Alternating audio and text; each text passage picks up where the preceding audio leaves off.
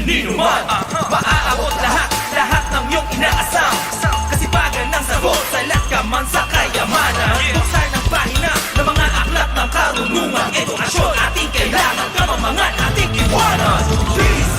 Ating lilipalin, ang himbang pamilin, ating tanawin, bagong pag-asa ay muling tatanawin. kinabukasan pagtibayin.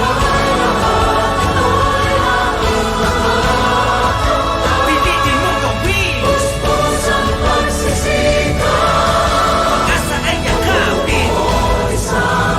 Edukasyon ang kayamanan ng kahit sino man. Isang pangarap ang tutupad, pagsisikapan ng lahat. puspos ang pagsisikap, Kaya mo yun, kaibigan. mabubuo isang pangarap.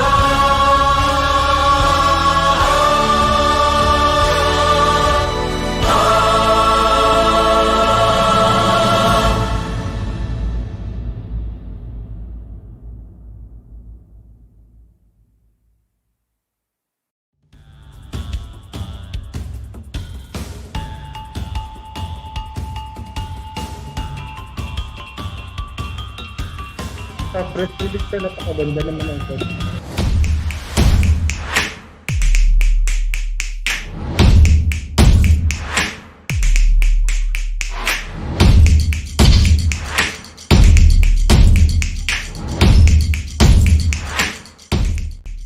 Partnership with other agencies and organizations is a key in harnessing the full potential of delivering quality education to learners. According to the Australian Council for Educational Research in 2013, when partnerships are well-planned, sustainable, collaborative, and based on a mutual sharing of expertise, knowledge, resources, and skills, they are effective and are able to make an impact. When different stakeholders recognize each other's contributions, learnings, and are able to collaborate to create quality and relevant programs, partnership outcomes improve. DepEd Regional Office 6, over the past years, built a strong partnership with at least 15 partners across the region. Donations such as tablets for the Indigenous People's Education, or IPED, transistor radios and printers, and vitamins were some of the provided assistance to the learners of Western Visayas. Provisions of modules, training, disinfection, and sanitation were also among the donations deemed crucial, especially during this time when the threat of COVID-19 gravely affects the educational landscape, not only of the region, but also the entire nation. The assistance from DepEd Regional Office 6 partners amounted to 878,000 pesos were given to learners across the 21 schools division offices of DepEd 6. During fiscal year 2021, DepEd Region 6 and its 21 schools division offices generated 964,850,257.23 pesos worth of donations from its 57,984 partners. These strong ties were sealed by signing 1,137 approved Memoranda of Agreement or MOAs and Memoranda of Understanding or MOUs. These strong partnerships, led by its champion leader, Dr. Amir B. Oitico sa SO3, have created impact across the levels. Surely, DepEd Region 6 will continue to produce champions even in the midst of challenges. The Department of Education Region 6, the home of the champions, supports the Back to School Ligtas na bakuna para sa balik eskwela. Through the leadership of Regional Director Dr. Ramir B. Oitico sa SO3 and Assistant Regional Director Dr. Pedro T. Escobarte Jr. sa SO5, boosted vaccine confidence among DepEd Region 6 personnel. They led by example in having been vaccinated against COVID-19.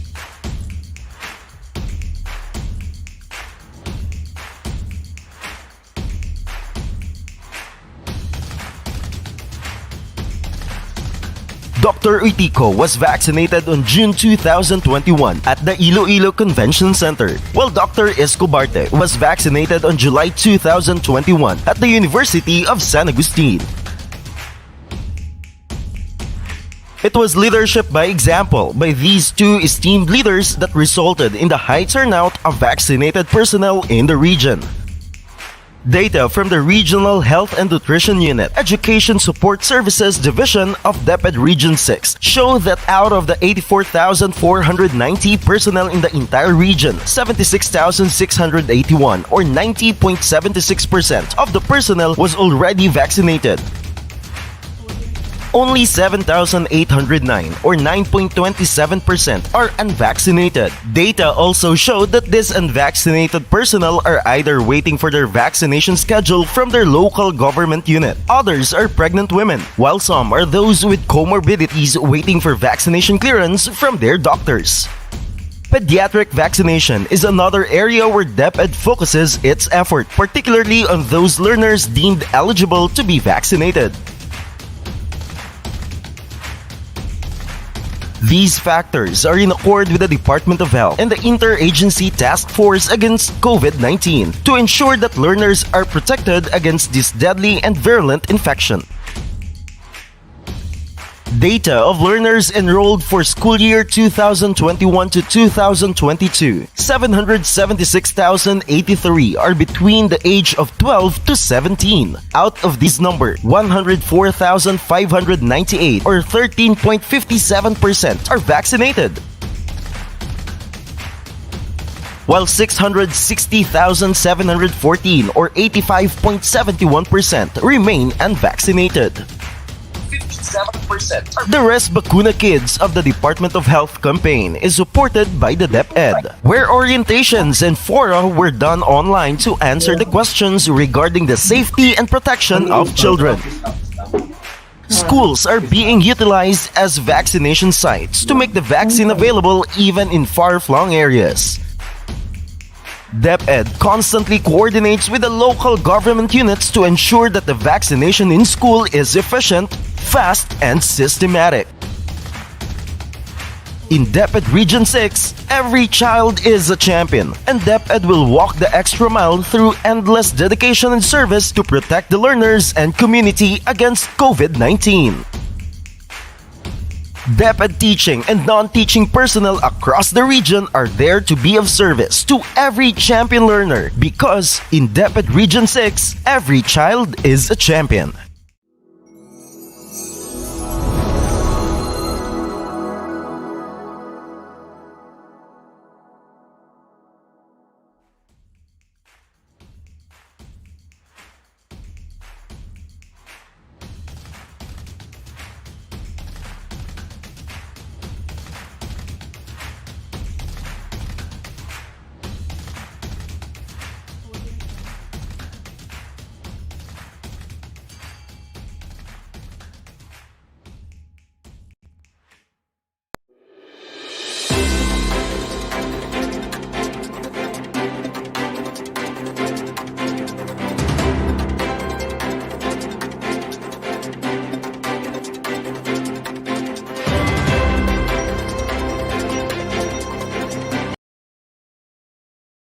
Magandang araw Pilipinas, magandang araw DepEd. Ako po si Leonel Salvilla, Division Information Officer ng Schools Division of Iloilo Region 6. At narito po tayo para sa ating EduAKSYON. Aksyon at solusyon para sa edukasyon, DepEd Virtual Press Conference upang mapag-usapan ang mahahalagang balita at impormasyon tungkol sa sektor ng edukasyon. Panibagong taon na naman at mahigit 3 buwan na rin simula ng ating buksan ang school year 2021-2022. At ngayon ay ating aalamin ang latest news and developments sa ating school year, partikular ngayong linggo dito sa DepEd Region 6, the home of champions. Magandang araw po. Ako naman si Valin Dayandayan, Teacher 2 ng Iloilo National High School at binabati ko po ang lahat na nakasubaybay sa ating DepEd Philippines at DepEd Region 6 Facebook pages, lalo na sa ating mga learners, parents, and teachers mula Luzon, Visayas at Mindanao. Kasabay nga ng pagbibigay ng latest developments sa ating stakeholders and media friends tungkol sa implementasyon ng Basic Education Learning Continuity Plan o BELCP ngayong school year, makakasama rin natin ang ina ng ating kagawaran, Kalihim Leonor Magtolis Briones. Sasamahan din tayo ng ating mga undersecretaries, assistant secretaries, DepEd Central Office Directors at ilang regional directors. Undersecretary Annalyn Sevilla, Undersecretary Willie Cabral, Assistant Secretary Malcolm Garma, Director Lopez Santos III, Director Ronilda Co, RD Ben Paragas from DepEd Region 2, RD May Iclar from DepEd Region 3, RD Evelyn Fetalvero from DepEd Region 8. And from Region 6, kasama po natin si Regional Director Ramir B. Oitico, Assistant Regional Director Pedro T. Escobarte Jr., our Regional Information Officer, Mr. Hernani Escoliar Jr., and also we are joined with the Schools Division Superintendents and Assistant Schools Division Superintendents from the 21 Schools Division offices in the region. Samahan niyo po kami ngayong araw upang alamin ang mga aksyon at himayin ang solusyon para sa ating sektor. Ito EduAKSYON, Aksyon at solusyon para sa edukasyon. Palagi nga nating nababanggit at ipinapaalala na education is a shared responsibility. At dahil sa ating shared responsibility at pagbabayanihan, pati na rin sa tulong ng ibang sektor ng pamahalaan na ipagpatuloy ng DepEd ang edukasyon ng bawat kabataang Pilipino sa gitna ng pandemya. At nito nga lamang Setyembre ay binuksan natin ang school year 2021-2022 at ito rin ang pangalawang taon ng ating mga mag-aaral sa ilalim ng distance learning. Isang buwan matapos nating buksan ang klase ay sinimulan ng DepEd ang pilot implementation ng face-to-face classes. At simula noong ipinatupad natin ito, 287 na paaralan at humigit kumulang 15,000 na mag-aaral ang lumahok dito. At sa panibagong taong panuruan, alamin natin ang mga naging hakbang ng Kagawaran at ang estado ng edukasyon dito sa DepEd Region 6. Kaya, panoorin natin ang video na ito.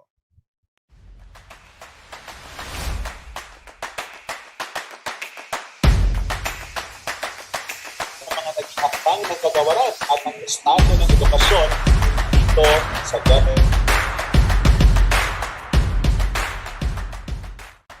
DepEd Region 6, Western Visayas, 2021 BELCP Accomplishments. Collaboration, Support System, and Innovations. These three words best capture the region's commitment and efforts in the effective implementation of the 2021 Basic Education Learning Continuity Plan. Amid this critical time, DepEd Region 6 was able to hurdle challenges and continue to perform its mandate through the 21 SDOs and the 8 functional divisions in the region, working collaboratively to ensure the continuity of the quality of learning of its learners. The operationalization of the BELCP for school year 2021 to 2022 is best harmonized through a strong support system. The regional office guaranteed utmost performance of all personnel in the different governance levels in the discharge of their roles and functions. The pool of support served as the ways forward of DepEd 6 as it continues to employ interventions and devise new strategies and approaches to meet the needs and demands of all learners for quality basic education. Collaboration and support system resulted to the explosion of innovations in the home of the champions. There is a plethora of educational innovations across different levels of governance that inspired everyone to take his or her share in improving the delivery of learning despite the no face-to-face classes. DepEd Region 6 has gone far beyond the expected needs in the development and utilization of varied learning resources and the maximization of learning modalities. Noteworthy innovations, initiatives, and programs are region's humble contribution and accomplishments in the operationalization of the BELCP of the country. These are the best of Region 6.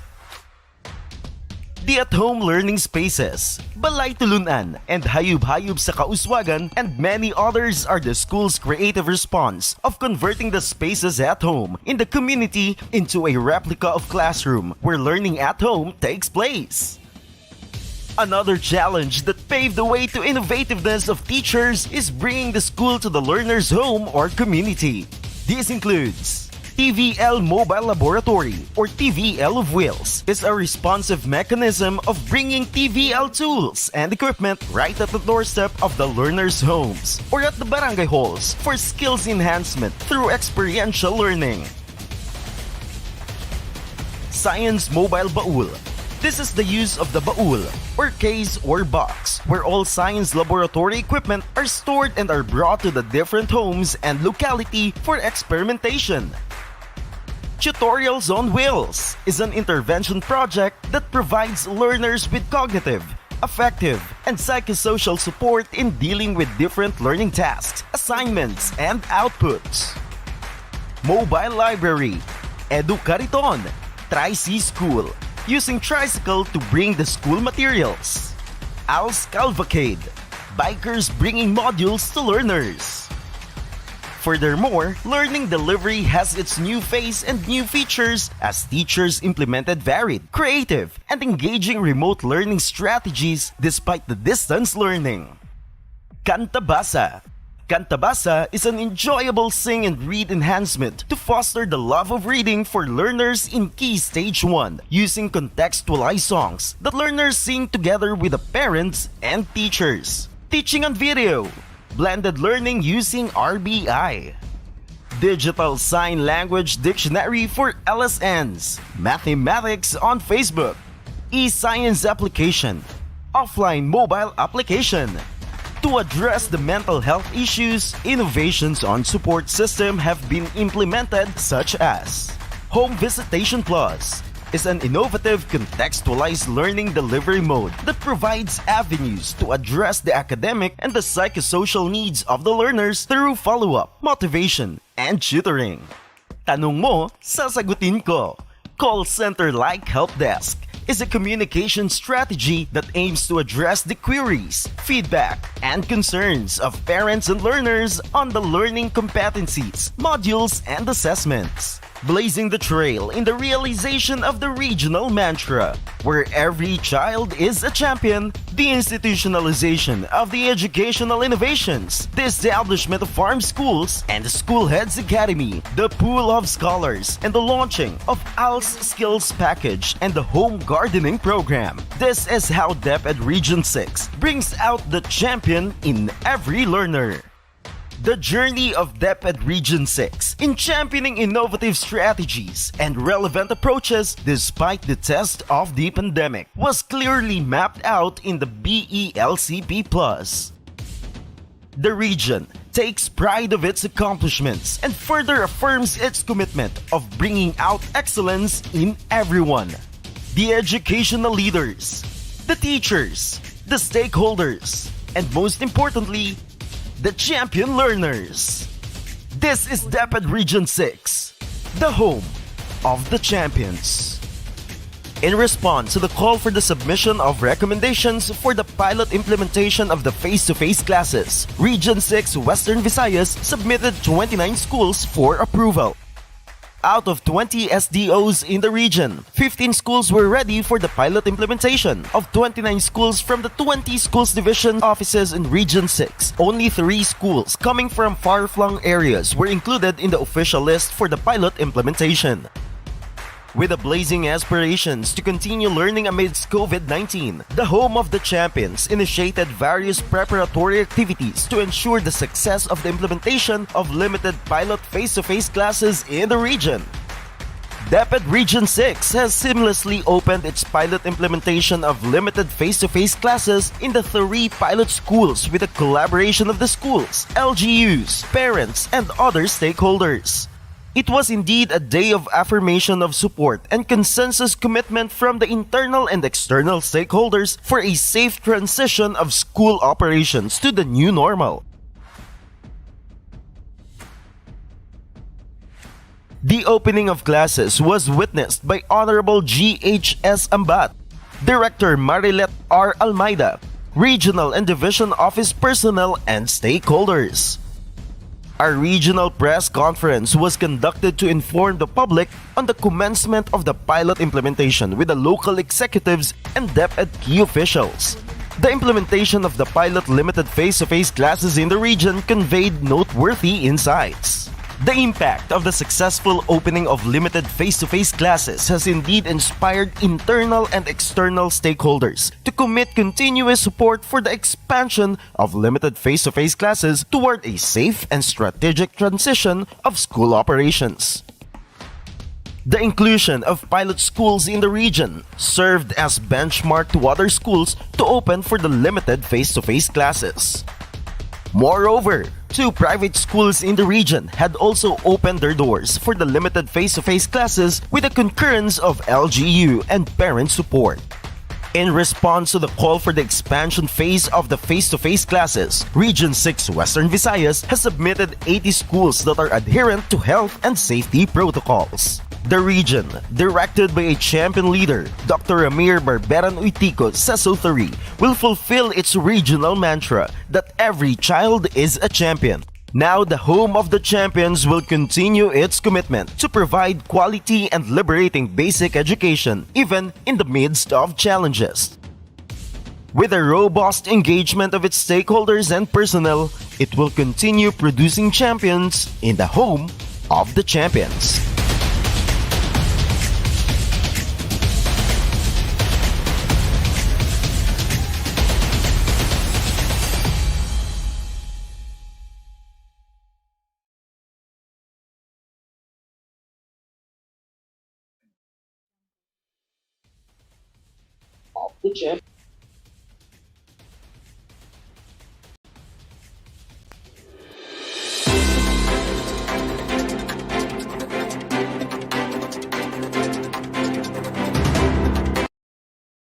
Ang ligtas at maayos na implementasyon ng DELCP at ng face-to-face classes dito sa Rehiyon 6 ay bunga ng pagbabayanihan para sa edukasyon ng bawat sektor.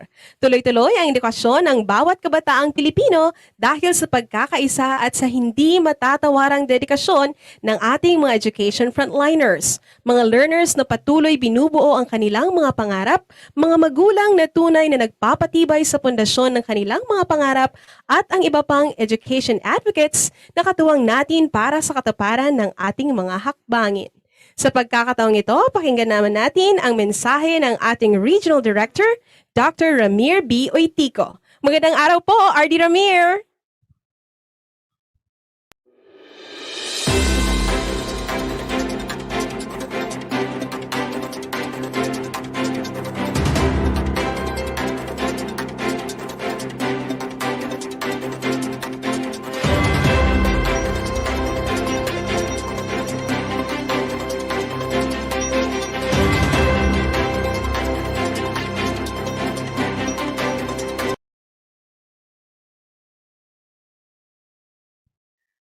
Good morning to all the members of the Department of Education family.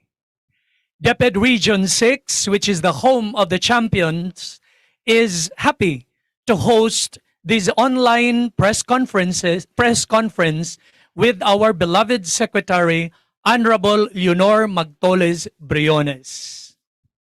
Information is often disseminated in the hope that individuals and entities will improve their knowledge base and subsequently make better judgments. It also educates and explains and hopes to expect feedback. This forum today is basically an information dissemination platform with the presence of our beloved secretary, with all the speakers, Undersecretary Elaine Delby Pascua, Director Lope Santos III, Undersecretary Wilfredo Cabral, Assistant Secretary Malcolm Garma, Director Runilda Co, and our invited regional directors and our media partners. Surely this online press conference will be a smashing success. Being the regional director of DepEd Region 6, which is the home of the champions, I wish to take this opportunity to inform you that even in the midst of challenges, the region has successfully implemented the Basic Education Learning Continuity Plan with the 21 schools division offices which have continuously changed the course and transformed education in response to the needs of our learners. The region has continuously produced champions.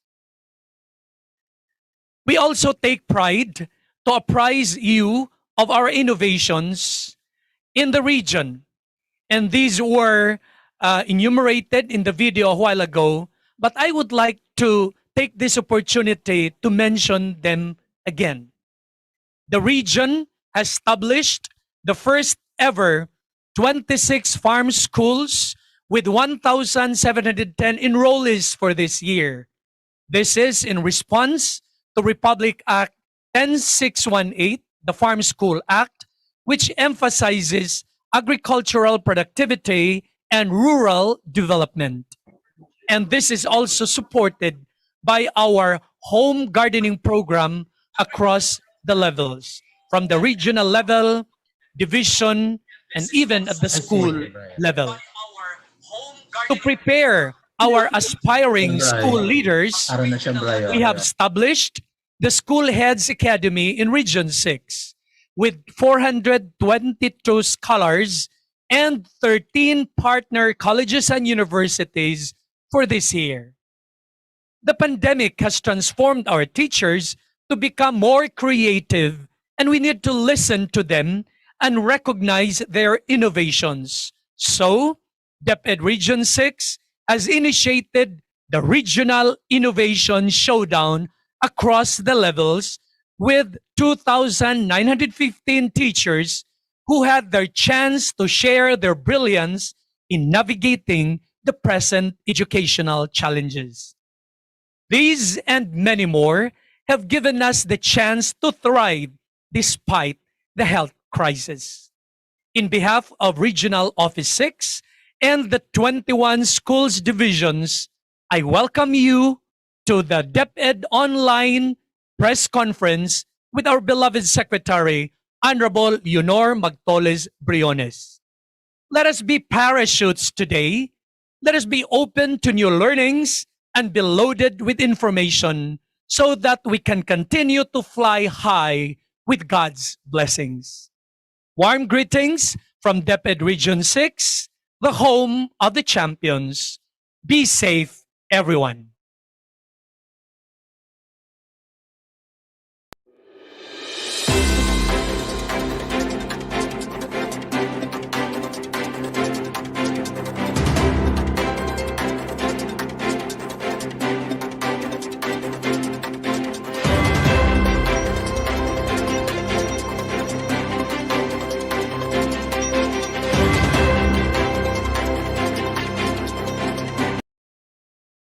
Madamo agad nga salamat, RD Ramir, sa iyong mainit na pagbati at sa mga latest updates sa estado ng edukasyon sa ating rehiyon. Ang pagkakaroon natin ng isang ligtas na pagbabalik eskwela sa gitna ng pandemya at ang tuloy-tuloy na pagkatuto ng ating mga mag-aaral ay bunga ng pagtutulungan at masusing pagpaplano ng Kagawaran ng Edukasyon mula sa central hanggang sa ating mga field offices. Maliban sa mga regional updates na ating nakita at napakinggan, ngayong araw rin ay ating malalaman ang ilang updates mula sa ating central office. At syempre, makakasama natin ang ating mahal na kalihim at ang ating mga pangalawang kalihim upang bigyan tayo ng impormasyon tungkol sa mga panibagong developments sa sektor ng edukasyon. At ngayon, para ibigay sa atin ang pinakahuling ulat sa vaccination rollout para sa ating mga teaching at non-teaching personnel, tawagin natin si DepEd Bureau of Learner Support Services Director, Director Lopez Santos III. At sasamahan din siya ni DepEd School Health Division Chief, Dr. Maria Corazon Dumlao, para ihatid naman ang mga updates ukol sa pediatric vaccination. Good morning po, Director Lope and Dr. Dumlao. Yeah, good morning. Magandang umaga sa ating lahat at binabati ko siyempre ang ating regional host ngayon, ang Region 6 sa pamumuno ni RD Ramiro Uitico, at syempre kasama natin dito ang ating mga kasama sa Central Office sa pamumuno syempre ng ating Kalihim Leonor Magtolis Briones, kasama ang ating mga Undersecretary at Assistant Secretary at iba pang mga Regional Directors at Central Office Directors. Ako po ay naatasan ng ating Undersecretary Alain de la Pascua para magbigay ng updates on vaccination of our teaching and non-teaching personnel. At ang huling buwan na kami ay nagbigay ng update sa ating mga kasama sa media ay noon pang buwan ng October, at ngayon ito po yung bagong kaganapan. No? Halina't, pwedeng pakita natin yung slide. Yan, ito po yung summary ng ating data ngayon. Ang sa kasalukuyan, ang nabakunahan na po ay inaabot na ng 810,300 or representing 83.48% ng ating recorded teaching and non-teaching personnel. At ang hindi na lang nababakunahan ay 181,000, pero out of 181,000 na yan ay 138,000 ay nakarehistro na at naghihintay na lang na mabakunahan. At lumalabas po dito yung mga hindi nakarehistro at hindi pa natin malaman yung ibang status nila ay naabot na lang ng halos 5%.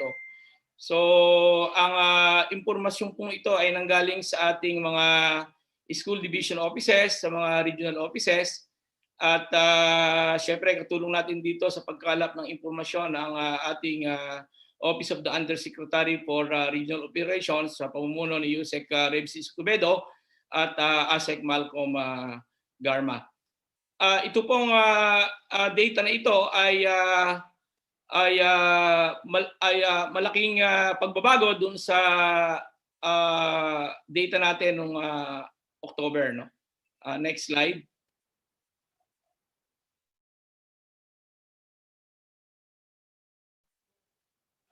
Yun pong information natin ay as of January and December, meron na hong 7 regions na nakapag-submit up to January. Yung ilang regions ay up to December, sapagkat ngayong araw po yung aming deadline para sa update ng as of January. But yung ibang regions ay nakapag-update na.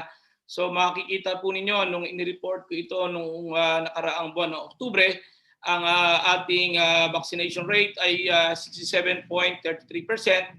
At ngayon po ay nasa as of December 80.25, and with the update from 7 regions, inabot na po ng 83%. So we hope that once na-consolidate po namin yung data, ay aangat pa itong vaccination rate natin. No?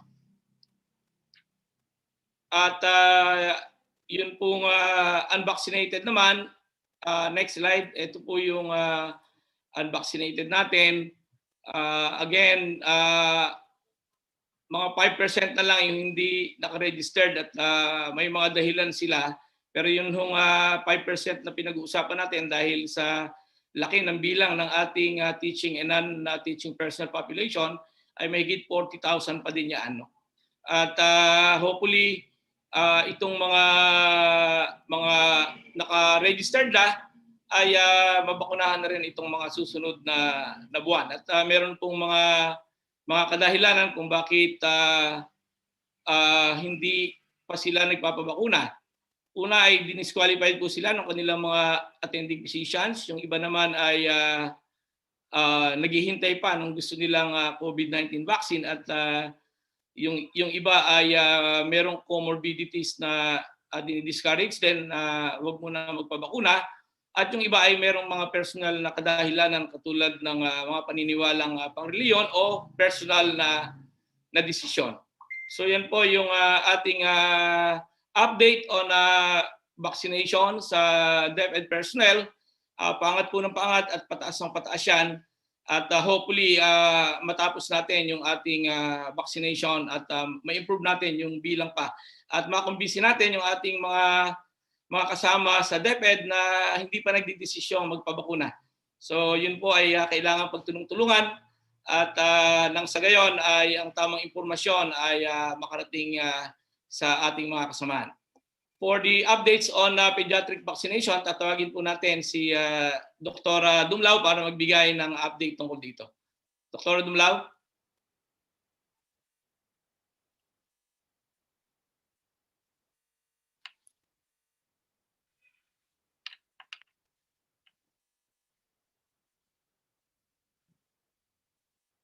Thank you, Director Lope.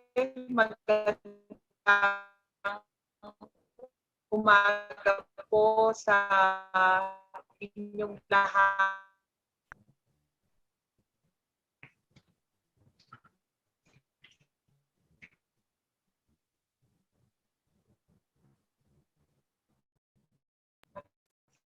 Kita na po ba?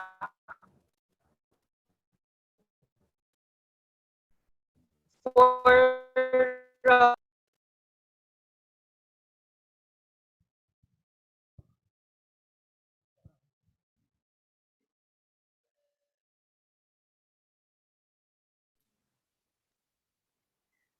Maraming salamat po, Director Lope and Dr. Dumlao para sa updates on the vaccination of teaching and non-teaching personnel and on pediatric vaccination.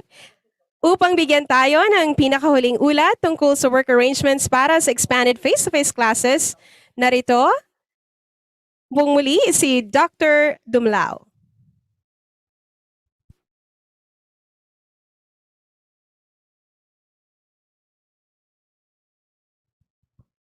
Ayan nga po. So while waiting po para kay Dr. Dumlao para sa mga updates po para sa ating pediatric vaccination, muli po binabati po namin ang lahat po ng nanonood sa ating DepEd Philippines at DepEd Region 6 Facebook pages. Hello po. I think Sir Lionel, meron na tayong ilang viewers na po ba? Yeah, as of the moment, we have around 3,000, no? More than 3,000 viewers po sa ating Facebook Live via our Facebook pages ng DepEd Central Office at syempre ng ating regional at schools division offices. Hello po. Ayan. So, alright. So, meron po tayong 3,500. Ayan. Viewers. I think ready na si Dr. Dumlao. Let's check again kung nakakonect na siya sa ating... sige, okay. Dr. Dumlao? Okay na lang po. Yes po.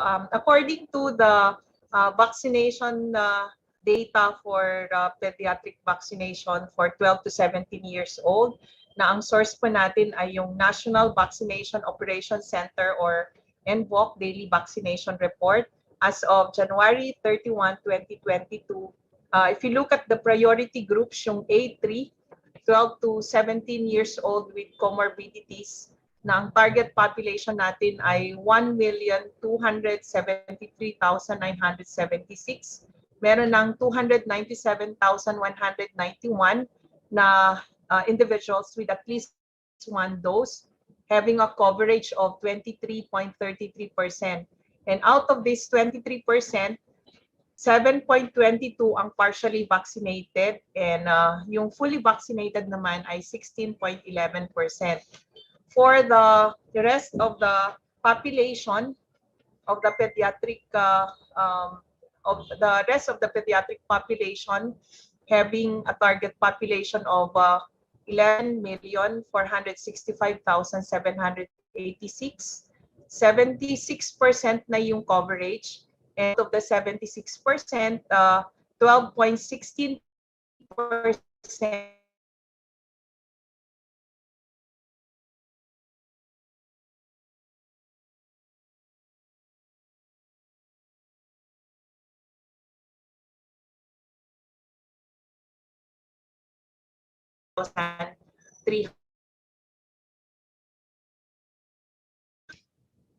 The main reference for the vaccination of the pediatric vaccination 5 to 11 years old is the DOH Memo 2022-0041 titled interim guidelines on the management and administration of tocinameran COVID-19 mRNA vaccine, Pfizer COVID-19 vaccine to pediatric population ages 5 to 11 years old.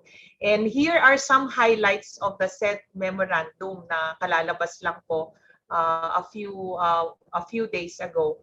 Yung vaccination natin of the 5 to 11 years old pediatric population shall be implemented simultaneously with the current eligible priority groups.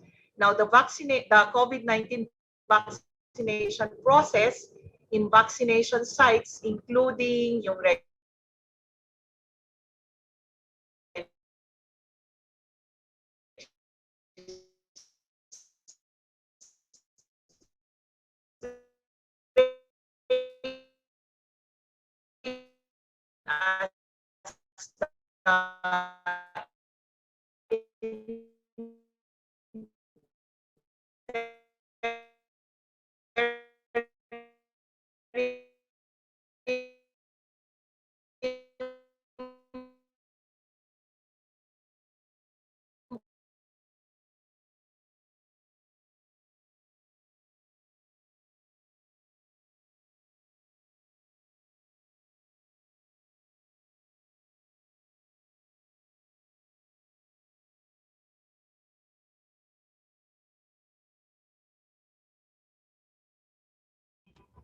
So yung vaccination rollout to 5 to 11 years old shall commence in phased approach. So yung phase 1, ito po yung pilot rollout in designated vaccination sites in NCR as determined by the local government units and the NBOC.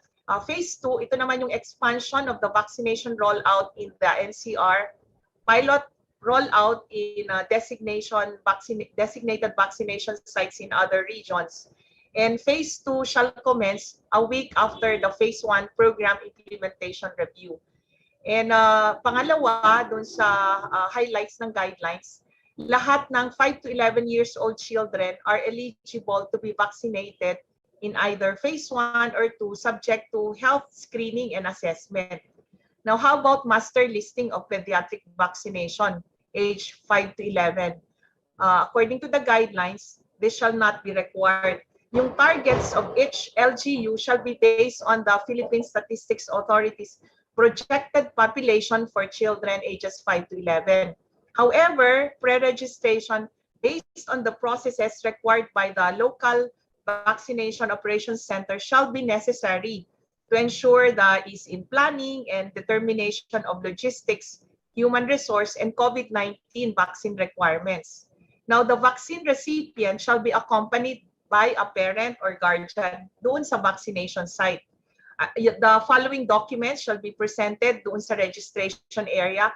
Kailangan may proof of filiation or relationship between the child at saka yung nag-a-accompany na adult or other supporting document proving authority to give informed consent or assent. Pangalawa, valid identification cards. The vaccination team shall ensure that the vaccine recipient and his or her parent guardian are informed of the benefits, yung risk, and possible side effects of the COVID-19 vaccines. After thorough health education doon sa vaccine recipient and the parent and guardian, and prior to vaccine administration, the informed consent shall be given and signed by the parent or guardian, and the assent shall be given by the vaccine recipient. Now, ano yung sa assent or yung approval from the child? Kapag ang bata ay below 7 years old, walang formal assent or approval shall be needed as long as there is no manifestation of dissent from the child. Documentation of non-dissent shall be required as part of the informed assent form. Now, if the child is 7 to 11 years old, written assent shall be requested and documented by the child's signature. A verbal assent shall also be acceptable. Documentation of verbal assent shall be required as part of the informed assent form. How about medical certifications? So medical certification shall be required hindi sa lahat-lahat but for the pediatric vaccine recipients with the following comorbidities. So yung may medical complexity, may mga genetic conditions, neurologic conditions, metabolic or endocrine diseases, yung mga may cardiovascular diseases, those who are obese, may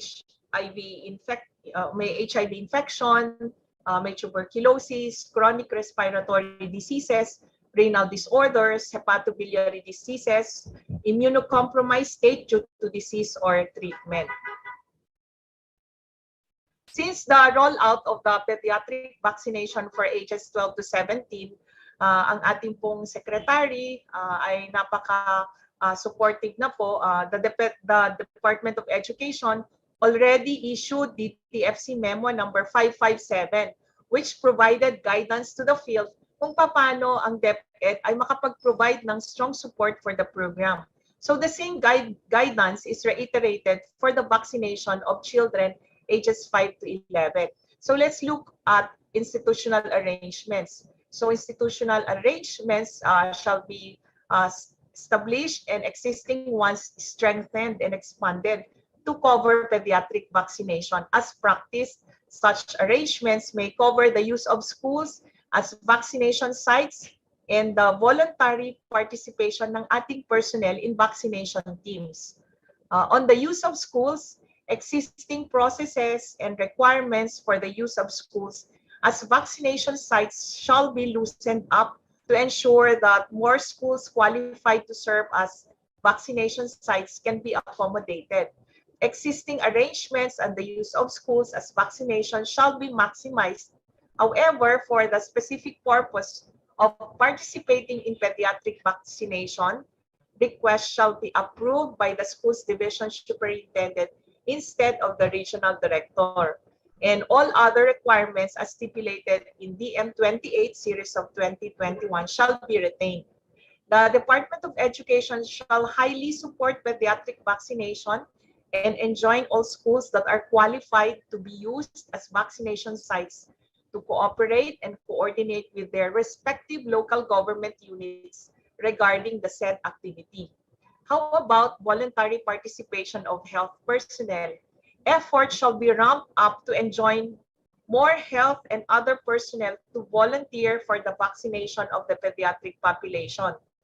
Lahat ng personnel who have volunteered or who have been volunteering in local vaccination activities, meron kasi tayong vaccination focal persons to our medical officers. They are highly encouraged to volunteer again or continue volunteering for pediatric vaccination. The offices, officials, and personnel concerned are reminded to ensure that volunteering personnel are provided with the support enumerated in DM 28 series of 2021, particularly item number 21 in page 7 to 8. Now, on demand generation activities, DepEd shall actively support promotion activities related to pediatric vaccination in line with the Back to School campaign. Miscellaneous provisions include that lahat ng mga learners who will be vaccinated during school days shall be considered excused from attending classes, provided that they present proof of vaccination to their teachers. And then yung mga personnel naman natin who are parents or guardians of DepEd learners who will accompany their children for pediatric vaccination during work days shall likewise not be considered absent from their work. And alternative working arrangements may be explored for personnel of schools that will be used as pediatric vaccination sites. So yan po yung ating updates on vaccination, which is based on the DO Department of Health number 2022 series of 0041, dated January 24, 2022. Maraming salamat po.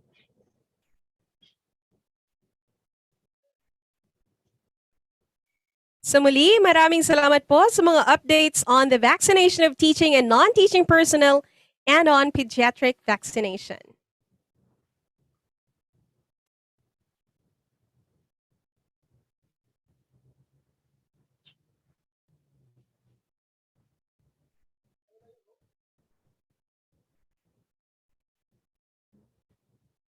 Ngayon naman, upang bigyan tayo ng pinakahuling ulat tungkol sa work arrangements para sa expanded face-to-face classes, narito si DepEd OIC Undersecretary for Human Resource and Organizational Development, Undersecretary Willie Cabral.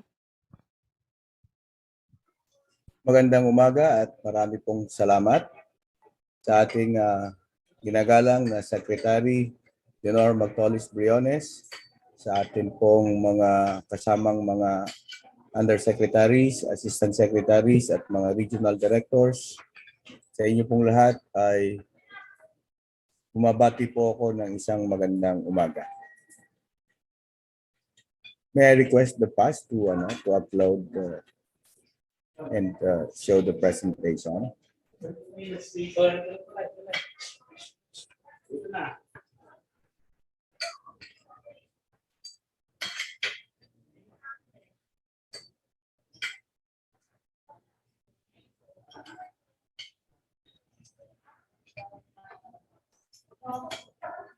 So atin pong tatalakayin ngayong umaga ay tungkol sa work arrangement ng ating mga teaching personnel sa panahon ng ating pagsusulong ng limited face-to-face classes at bunsod na rin ng mga iniutos na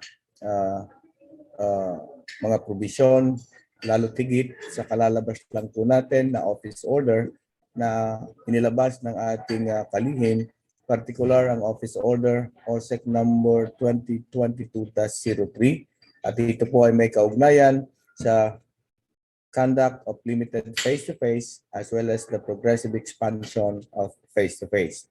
Malinaw po sa ating provision ng office order ng lahat lamang na fully vaccinated teachers or vaccinated teachers ang pwedeng bigyan ng pagkakataon na magturo at humawak ng ating limited or face-to-face classes. At yan po, ayon sa aking nasabi kanina, ay base sa Office Order of OSEC 2022-03. At ang atin pong mga guro na hindi pa bakunado at ang iba pang mga personnel ay po pwede pong mag-render ng kanilang serbisyo hanggat maaari ay walang interaksyon sa ating mga batang nag-aaral sa limited face-to-face at pwede silang mag-report sa ating mga eskwelahan at gawin ang kanilang mga trabaho, ngunit kailangan nilang magpresenta ng negative RT-PCR or antigen test.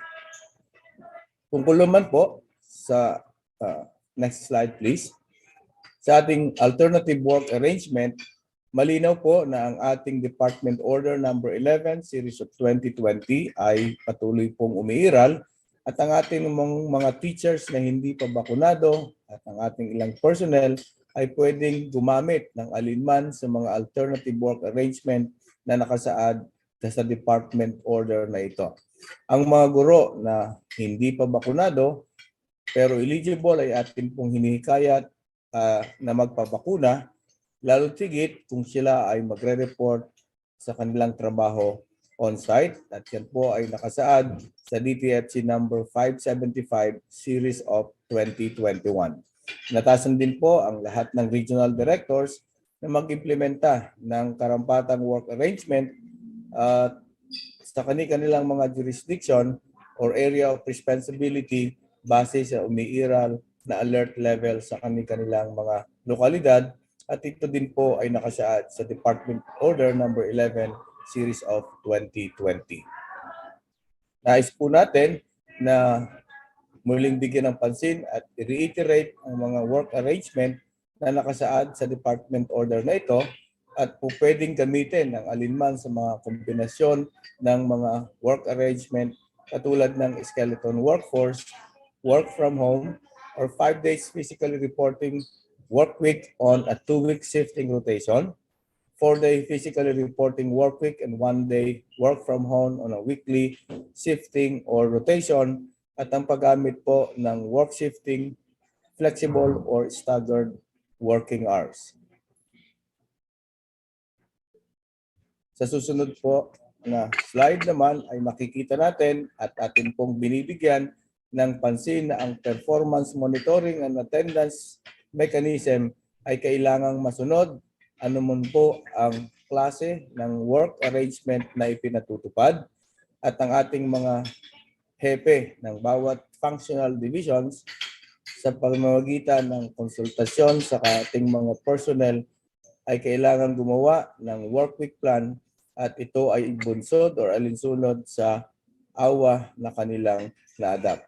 So malinaw po na hanggang sa kasalukuyan ay umiiral pa rin ang Department Order Number 11 Series of 2020 at malinaw rin na ang lahat ng mag-i-implement ng face-to-face ay may kailangang magpatupad ng strict na implementasyon na ang bawat teacher na hahawak nito ay bakunado.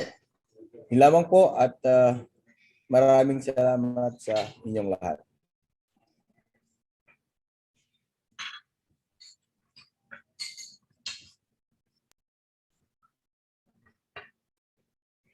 Maraming salamat po, Yusek Cabral, para sa updates on the work arrangement. At para naman sa mga updates sa expansion sa limited face-to-face classes, narito si Assistant Secretary Malcolm Garma. Magandang tanghali, Asik Garma! Magandang tanghali po sa lahat. Magandang tanghali sa atin pong mga taga-subaybay dito sa atin pong halos lingguhang programa, itong EduAKSYON.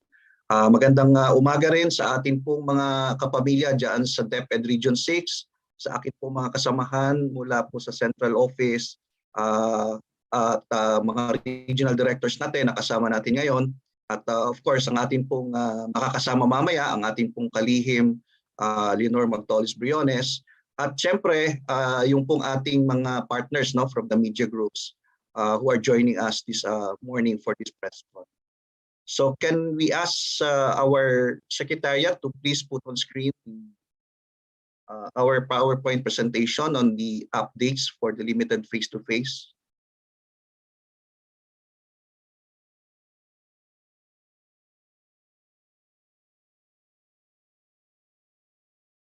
Okay, so akin po ibabahagi ngayon ay ito pong mga huling kaganapan patungkol po sa ating isasagawa na limited face-to-face or expansion of the limited face-to-face. Alisunod na rin po sa naging pagpayag ng ating pong mahal na Pangulo batay po sa ating rekomendasyon na ito pong ating pong limited face-to-face ay ating pong mapalawak batay na rin po sa naging tagumpay ng ating pong pilot implementation. Next slide please.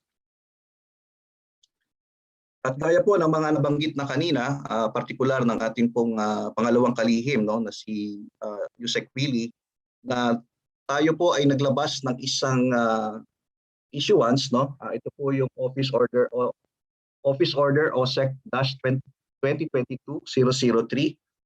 Ito po ay bilang pagtugon doon sa ating pong pangangailangan na magkaroon ng gabay ang ating pong mga regional offices para lang sa ganon ay maisagawa na o maisakatuparan na itong mga pagsasagawa nitong expanded limited face-to-face natin, partikular doon po sa mga lugar na nasa ilalim po ng alert level 1 and 2. Ito pong issuance na ito ay isinagawa bilang transition doon sa ating ginagawang mas komprehensibong guideline, batay na rin po sa mga naging rekomendasyon natin doon sa ating pilot implementation. So habang hindi pa ho natin pinalisa yung ating pong mas komprehensibong guideline, ito muna ang ating pagbabatayan. Nang sa ganon ay gaya po na nabanggit ko, ay kapag-umpisa na po yung mga lugar na kung saan ay nasa ilalim ito ng alert level 1 and 2. Ang dahilan po para ating pong kaya po tayo kailangan kagyat na makapag-umpisa ay upang hindi po masira yung momentum natin na tayo po ay nakapag-umpisa ng ating pong limited face-to-face noong pong nakaraang taon, partikular nung buwan ng Nobyembre at Disyembre, at gusto natin sana na ito po ay tuloy-tuloy na maisatuparan natin ngayong pong taon na ito. Bagamat alam po natin na sa unang bahagi ng Enero ay nagkaroon po tayo ng surges ng COVID-19, kaya ito po ay naging balakid upang tayo po ay tuluyang makapagpatupad nitong ating expanded phase. Gaya po na nabanggit natin, ito pong issuance na ito ay nagbibigay direktiba sa ating po mga regional directors na sila na po ay makapag-umpisa, hindi lamang po sa pagpili kundi sa pagsasakatuparan nitong limited face-to-face. Binabanggit po dito sa kautosan na ito na ito po yung mga parameters o ito po yung mga dapat tignan o bigyan konsiderasyon upang masabi na ang isang paaralan ay pwede na makapag-implementa itong ating limited face-to-face. Isa-isahin ko po ito. Una po ay napakahalaga na ang ating po mga paaralan ay sumailalim sa tinatawag nating assessment. Gamit ito pong ginamit natin noong pilot implementation at yung school safety assessment tool. Bagamat meron lang pong mga konting magiging pagbabago sa ginamit po nating tool, ay sa kabuuan o pangkalahatan ay ito rin po yung gagamitin natin for the expanded phase. So mamaya po ay babahagi ko kung ilan na sa kabuuan ang mga paaralan na sumailalim dito sa ating safety assessment tool at ilan na po dito yung nakapasa. Pangalawa, ito po ay napaka-importante. Isa po sa sinasabi natin non-negotiable na parameter para po masabi na ang isang paaralan ay pwedeng makapag-limited face-to-face ay dapat ito ay nasa alert level 1 and 2. Marahil ito rin po ay consistent doon sa IATF resolution na nagsasaad na ang mga lugar na nasa ilalim ng alert level 3 ay hindi pwedeng magsagawa ng limited face-to-face sa basic education. So sinisiguro po natin na yung pong mga lugar o yung mga paaralan na mag-uumpisa nitong ating pong expanded limited face-to-face ay nasa alert level 1 and 2. So ito po ay isang bagay na gusto nating ipagpatuloy na para ho itong typhoon signal na kung saan ito na po yung magiging batayan natin kung ang limited face-to-face ay isususpinde sa isang lugar batay po sa deklarasyon ng ating pong Department of Health at IATF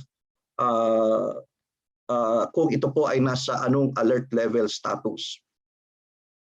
Pangatlo, isa po sa mga naging rekomendasyon natin bukod po sa pagpaparami ng mga paaralan na pwedeng magsagawa ng limited face-to-face ay yung pagsama o pagsali ng iba pa hong grade levels sa mga eskwelahan natin. Maalala po natin na dito po sa ating pilot implementation, ang ating pong inuna ay yung key stage 1, yung tinatawag natin yung pong grade kinder hanggang grade 3 at senior high school. Pero nakita po natin na kailangan na rin po siguro maumpisahan yung face-to-face classes nung ibang antas.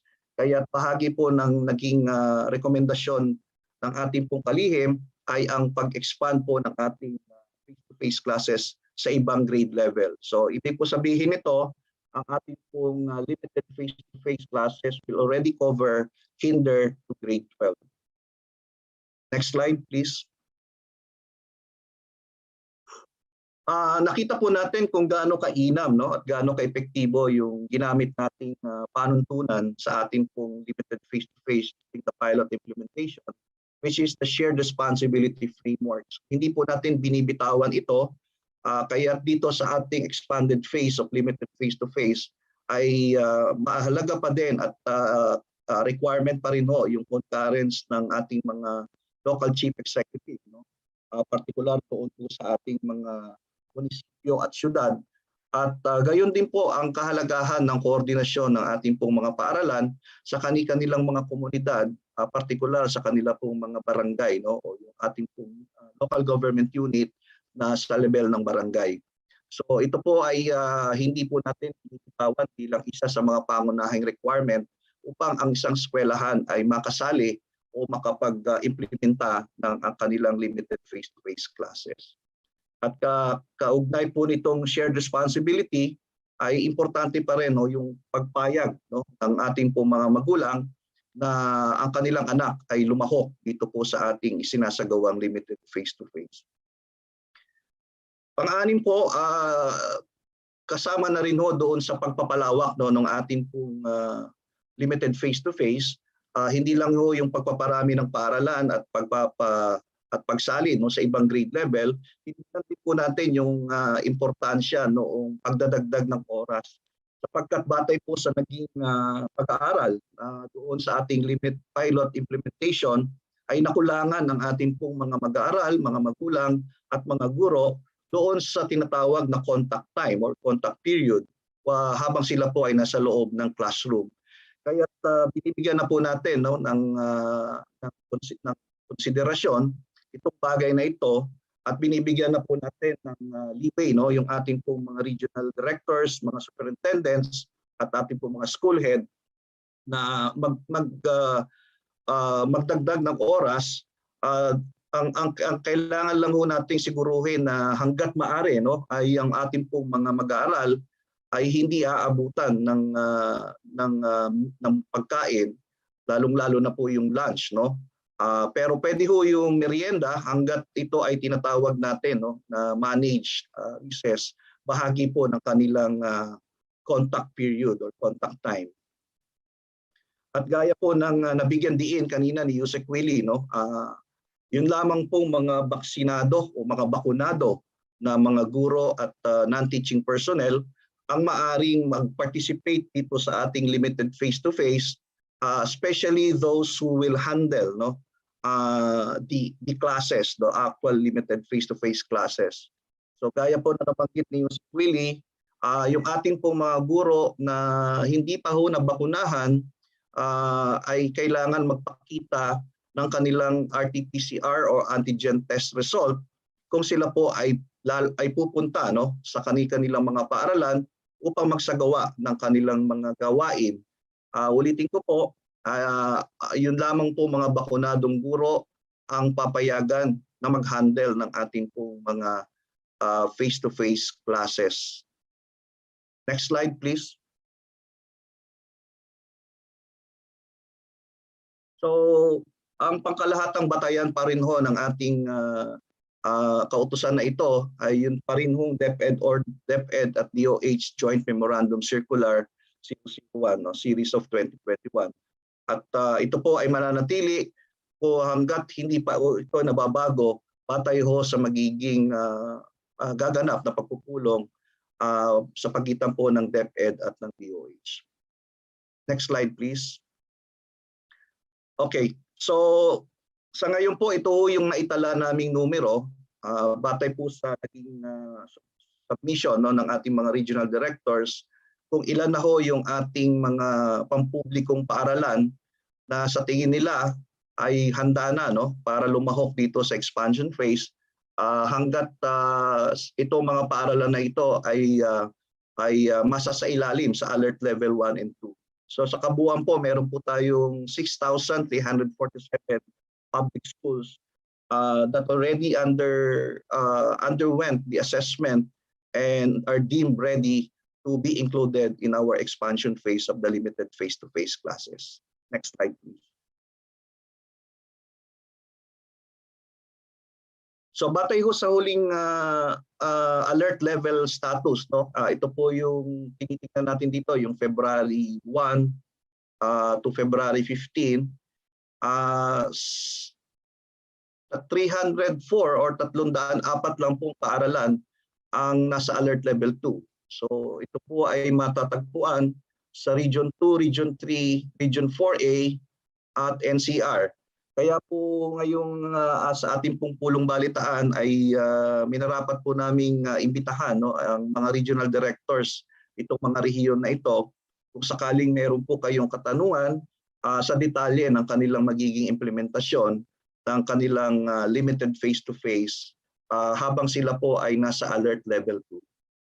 At ang malaking bahagi pa rin ng ating pong bilang ay nasa alert level 3. Kaya ito po ay sa pansamantala ay hindi po pahihintulutan na magsagawa ng ating limited face-to-face classes. Next slide please. Gusto ko lang pong bigyan din ng update no batay doon sa ating sinimulang pilot implementation. Karamihan po sa mga o ilan sa mga paaralan na yon na nagsimula noong Nobyembre at Disyembre ay nagpatuloy po ng kanilang implementation. So hindi na ho ito pilot implementation, but it is already part of our expanded implementation of the limited face-to-face. So 56 po dyan ay pampublikong paaralan at 3 po ang pribadong paaralan. So sa kabuuan po na 59 na paaralan ang nagpatuloy ng kanilang limited face-to-face classes. Next slide please. Okay. So maraming salamat po at mamaya po siguro mas lalong bigyan natin ng pagkakataon na tayo po ay makapagpaliwanag sa pamamagitan po ng mga kasagutan sa inyong mga katanungan. Maraming salamat po sa inyong report, Sec Malcolm. At ito po ay hinggil sa mga updates on the expansion of face-to-face classes. Isang magandang balita po sa ating lahat ang pagbubukas ng pilot implementation sa iba pang mga eskwelahan at syempre sa iba pang mga grade levels. At sana nga po ay mas marami pang mga paaralan natin ang pwede na makapagsagawa ng limited face-to-face classes sa taong ito. Ngunit patuloy po ang ating paalala sa lahat na sundin ang mga health protocols para masiguro naman natin na ligtas tayong lahat.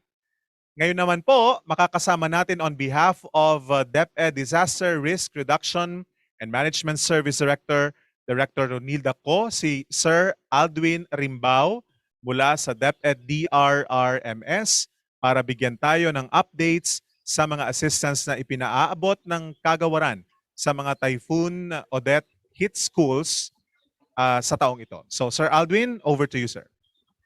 Hello, magandang umaga po sa ating lahat. Magandang umaga po sa ating lahat. So ngayong araw po, ipipresent ko po sa inyo yung ating updates regarding po doon sa mga assistance na ipinrovide po ng ating Kagawaran related po dito sa Typhoon Odette, lalo na po dito sa ating mga affected regions and divisions. Sige po. So ito pong datos na ipipresent po namin, base po ito sa mga impormasyon na nakala po namin sa tulong ng ating mga regional and division DRRM coordinators and of course sa ating mga partners din po sa education cluster. So ito po ay as of January 31, 2022 na mga impormasyon na amin pong nakala.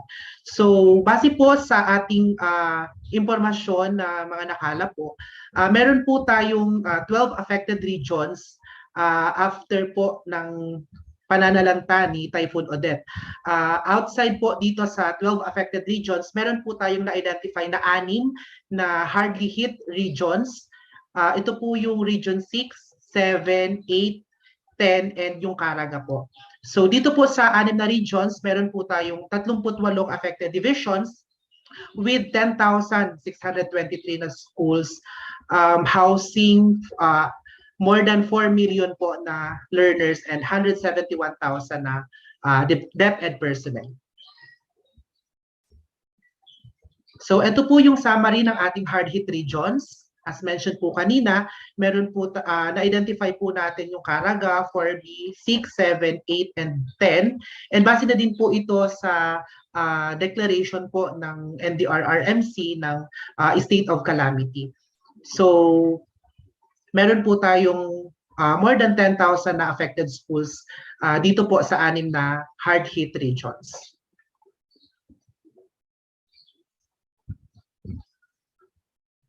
Base din po sa ating nakalap na damage report as of January 31, meron po tayong 33 na learners na namatay and 12 personnel po na nasawi after po ng pananalanta ni Typhoon Odette.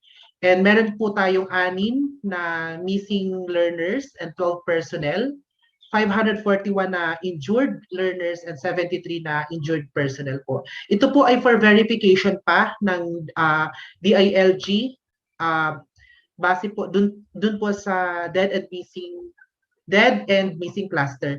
So ito po ay i-verify pa rin po namin with the DILG. Yes, for the damages po ng ating infrastructure, meron po tayong 5,535 na totally damaged classrooms. Ito po ay base po sa ating radar report na nakalap as of January 31. Ito po ay merong estimated cost na 13.8 billion pesos. Ano po? So patuloy pa rin po yung ating pagkalap ng mga information mula sa ating mga affected regions dahil as of now, meron pa lang po tayo na around 80% na damage report na nakukuha po from the field. So ito po ay inaasahan na tataas pa yung bilang ng ating mga totally damaged classrooms. For partially damaged classrooms naman, meron po tayong mahigit 10,000 na classrooms na nagkakahalaga estimatedly na 5.3 million pesos po. Next po. Yes, for other infrastructure damage, meron po tayong more than 2,700 schools na nag-report na may damage po for other infrastructure damage. For toilets, for damaged toilets, more than 4,000.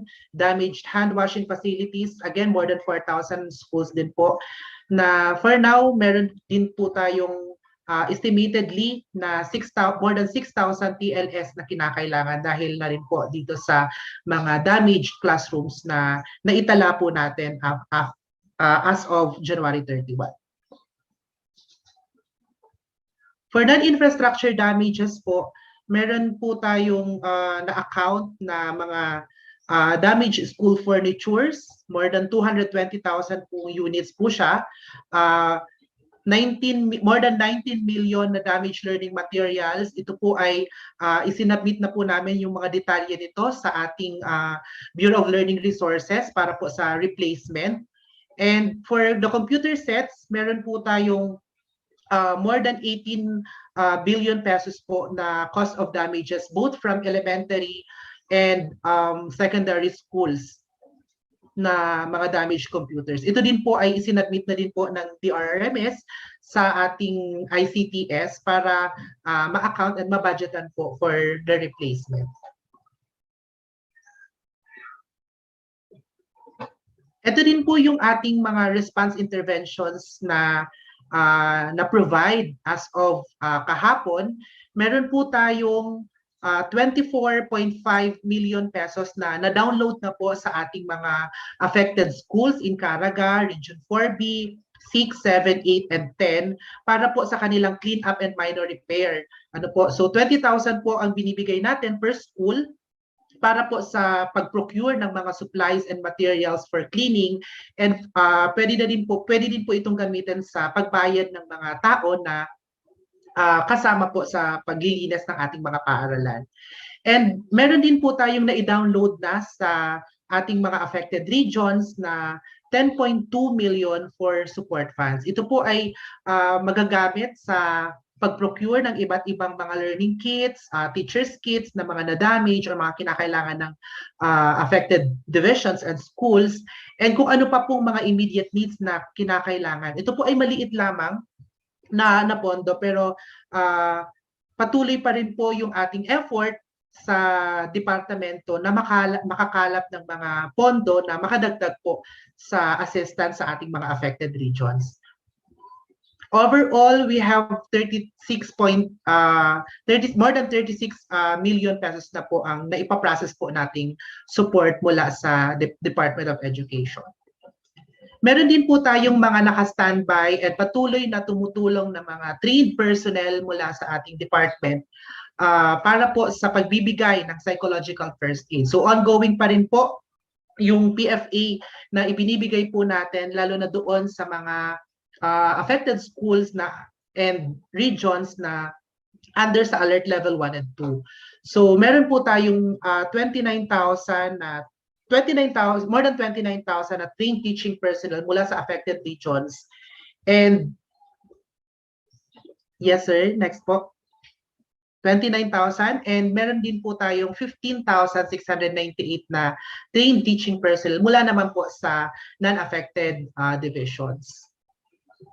For response interventions, hindi ko na po iisa-isahin. Ito po yung mga na-provide ng ating mga external partners mula sa education cluster. meron pong naibigay na mga iba't ibang interventions mula sa pagbibigay ng psychological first aid, school supplies, relief goods, clean water, generator sets, and iba't ibang teachers and learners kits mula sa ating mga international and local non-government organizations. So kami po on behalf of the DRRMS and sa buong Department of Education, kami po ay nagpapasalamat sa ating mga education cluster partners na patuloy po ang suporta sa ating education cluster and of course sa buong Kagawaran para maipagpatuloy po ang pag-aaral ng ating mga learners na naapektuhan nitong nagdaang Typhoon Odette. Next please. Ayan, so far po ang mga patuloy pa rin po ang pagkalap ng DRRMS ng ating mga reports, especially po sa mga damaged infra and non-infrastructures.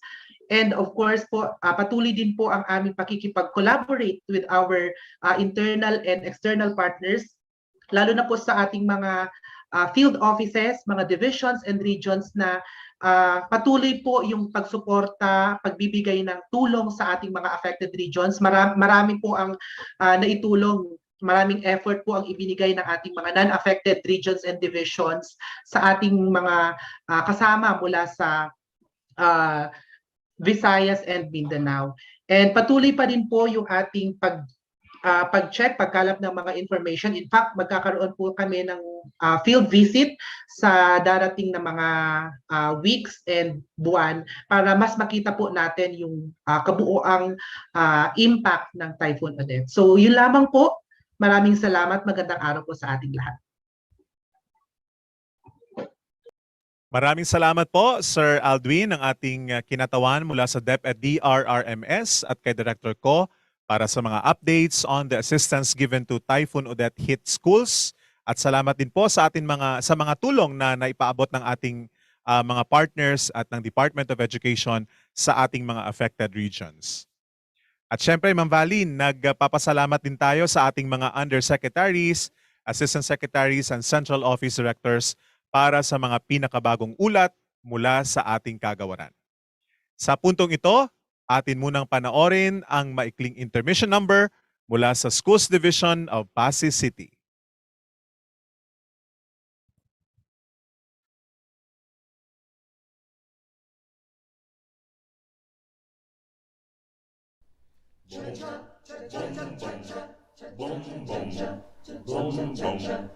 Aniha si Rosas Pandan, ikan pentawon sa kabukiran. Kaninyo makikuman-kuman sa kisa unog nga kalingawan. Balina gaya pangunguna, mao'y gabilin sa akong ginikanan. Awit nga labing karaan nga garpo sa atong kabunturan. Aniha si Rosas Pandan, ikan pentawon sa kabukiran. Kaninyo makikuman-kuman sa kisa unog nga kalingawan. Balina gaya pangunguna, mao'y gabilin sa akong ginikanan. Awit nga labing karaan nga garbo sa atong kabunturan. Aroy, aroy, aroy, aroy, aroy, aroy. Aroy, aroy, aroy, aroy, aroy. Ani asibula sa mga kahiglaw. Aroy, aroy, aroy. Aroy, aroy, aroy. Aroy, aroy, aroy. Aroy, aroy, aroy. Di ka pamaluoy, ning pobreng alindahaw. Aroy, aroy, aroy, aroy, aroy, aroy. Aroy, aroy, aroy, aroy, aroy. Ani asibula sa mga kahiglaw.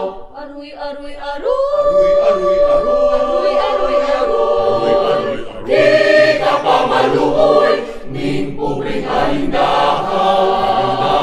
Tikadong, tikadong, tikadong. Tikadong, tikadong, tikadong. Sa akong balitaw, manindot ka og sayaw, doyamog ang kabugnaw. Tikadong, tikadong, tikadong. Tikadong, tikadong, tikadong, ang taon sa sidudong, nagtanaw kaninday, nagtabi sayang lawan. Tikadong, tikadong, tikadong. Tikadong, tikadong, tikadong. Sa akong balitaw, manindot ka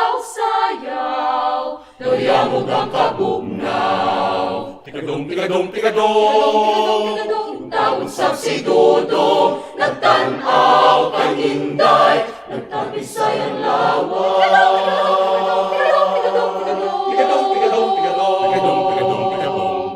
Rosas pandan.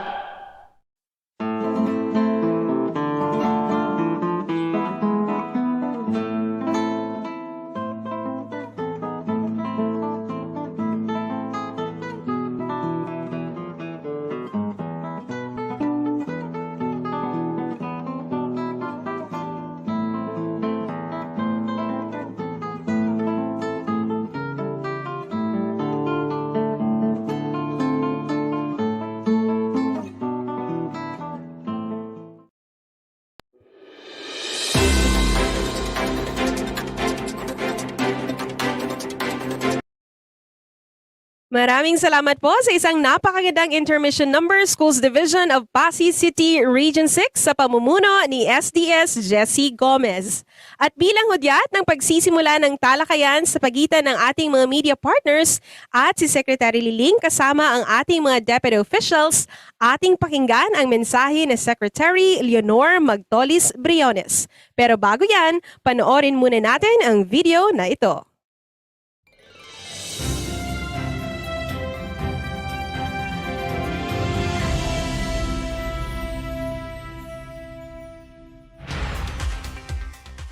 Leonor Magtolis Briones, a passionate educator, an adventurous writer, a gender advocate, a faithful servant of God, a trusted public servant, and a loving mother. She had her education at Silliman University in 1958, obtaining a bachelor's degree in business administration, majoring in accounting, and obtained magna cum laude at the early age of 17. She obtained her master's degree in public administration from the University of the Philippines and postgraduate diploma in development administration from Leeds University in England. She was also conferred Doctor of Public Administration honoris causa by the Central Philippine University in 2014. Liling has also been an achiever, as she was awarded with distinction from Leeds University, England, and obtained certificates in Policy in Public Enterprise from Harvard Institute for International Development, Harvard University, and Innovations in Governance from the John F. Kennedy School of Government, Harvard University, Massachusetts. Later on, she ventured into public service as Secretary to the Commission on Audit and served as the National Treasurer of the Philippines. She also accepted the UP Presidency nomination in 2010 that was initiated by the National College of Public Administration and Governance students and was supported by more than 1,000 people coming from the faculty and alumni through signature campaigns. She also pursued her life's advocacies, including fighting for social justice. As an established leader, she headed the Freedom from Debt Coalition. Briones was also a gender advocate who raised the level of discourse to address the plight of women. As a passionate advocate for social justice, she addressed the United Nations General Assembly in September 2005. In front of an international delegation, she bravely uttered to them, "Fulfill your promises, as the poor cannot wait for too long." She also became a party list nominee to the Congress under the banner of Kaakbay Party in 2012, which advocated for social reforms. She also served as a prominent petitioner of several non-government organizations and individuals which questioned the constitutionality of the disbursement acceleration program of the previous administration. Secretary Liling has spent most of her life as an educator. Whenever or wherever she delivered a public lecture, she taught like a teacher in a classroom. She became a researcher and professor at the University of the Philippines for over 50 years, and was later conferred as Professor Emeritus in 2013 for her outstanding achievement inside and outside the university. A natural lover of music, she is also a member of the Manila Concert Choir and is currently serving as its president. With her invaluable success and journey as a leader and educator, she embraced public service and accepted the challenge to become the Secretary of the Department of Education of the Duterte administration. One of her greatest contributions to DepEd is the installation of reforms in the education system through the launch of Sulong Edukalidad, the rallying call for national effort to innovate Philippine education. Recently, she launched 2 books that depicted her life as an accomplished public servant and author. The first one was her biography, Faith, Duty, and Country, written by her friend and confidant for nearly 55 years, Dr. Proserpina Chit Domingo Tapales, a former dean of NCPAG, on her journey from being a poor girl from Gihulngan, Negros Oriental, up to being a public servant and advocate of education for all. Her second book, Boiled Green Bananas, is a compilation of her columns published in the Business Mirror from 2006 to 2016. To quote her supporters, "There is no shadow of doubt on Briones' probity and integrity." And until today, throughout her 80 years of experience, she shows how a true servant leader should be: ethical, dignified, and responsible.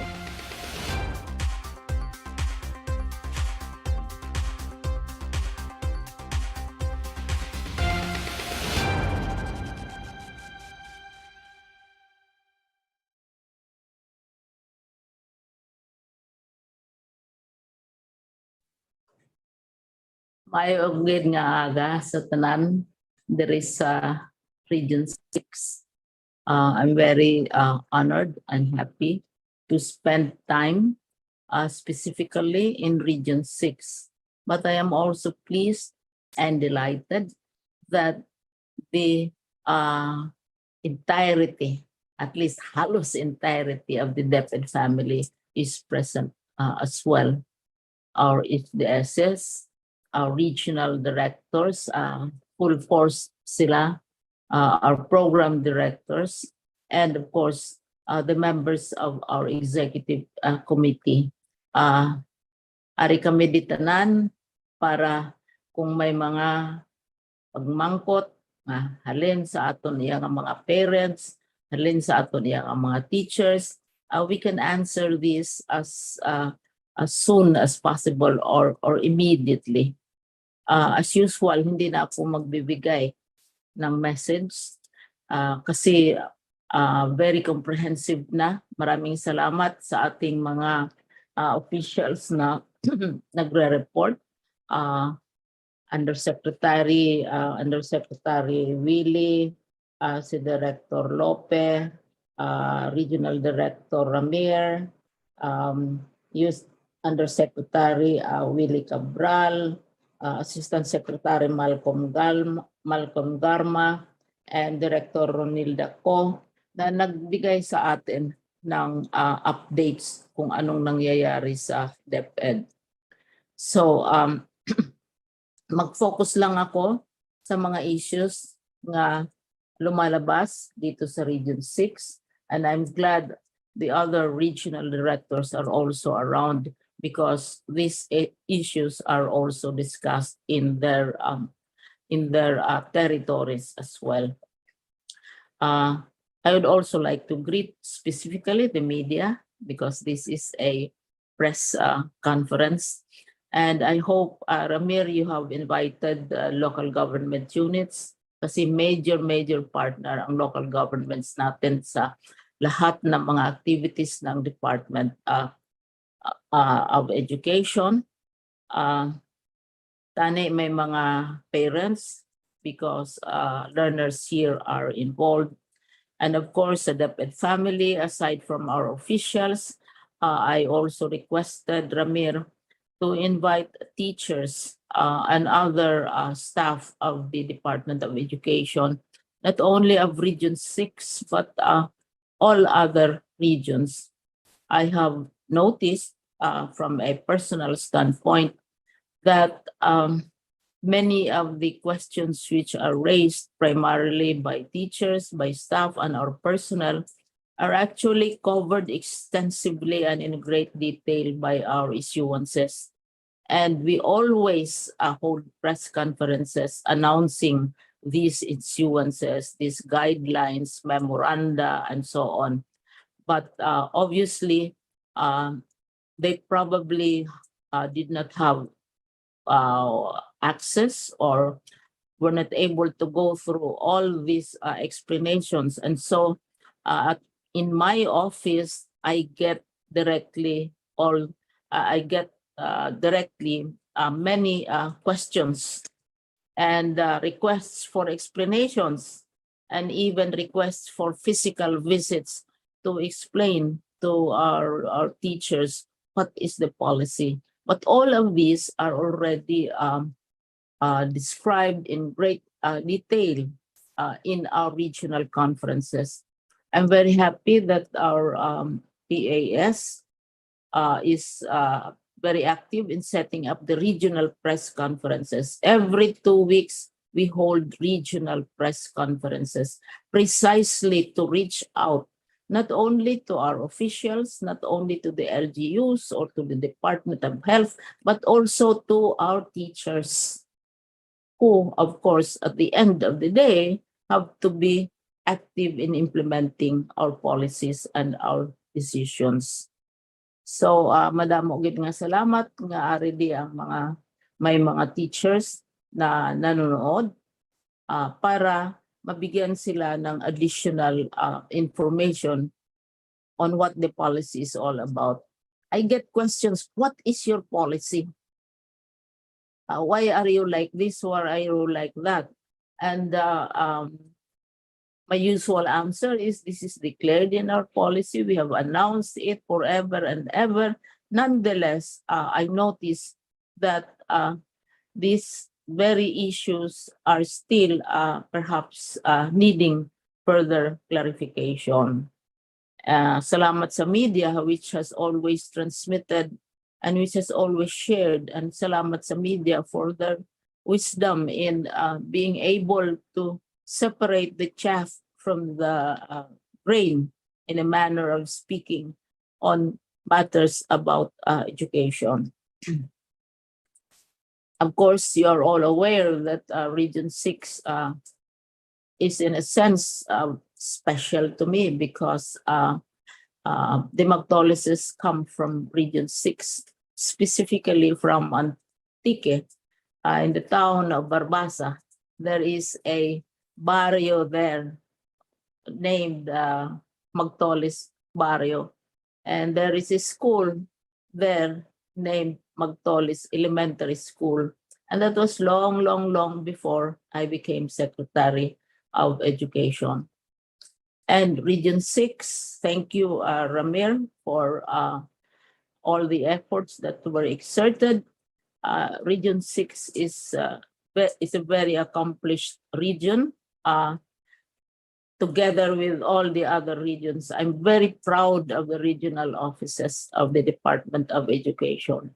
They have been empowered, they have been encouraged to take the initiative, to be creative in facing the challenges, particularly of COVID and other developments in education.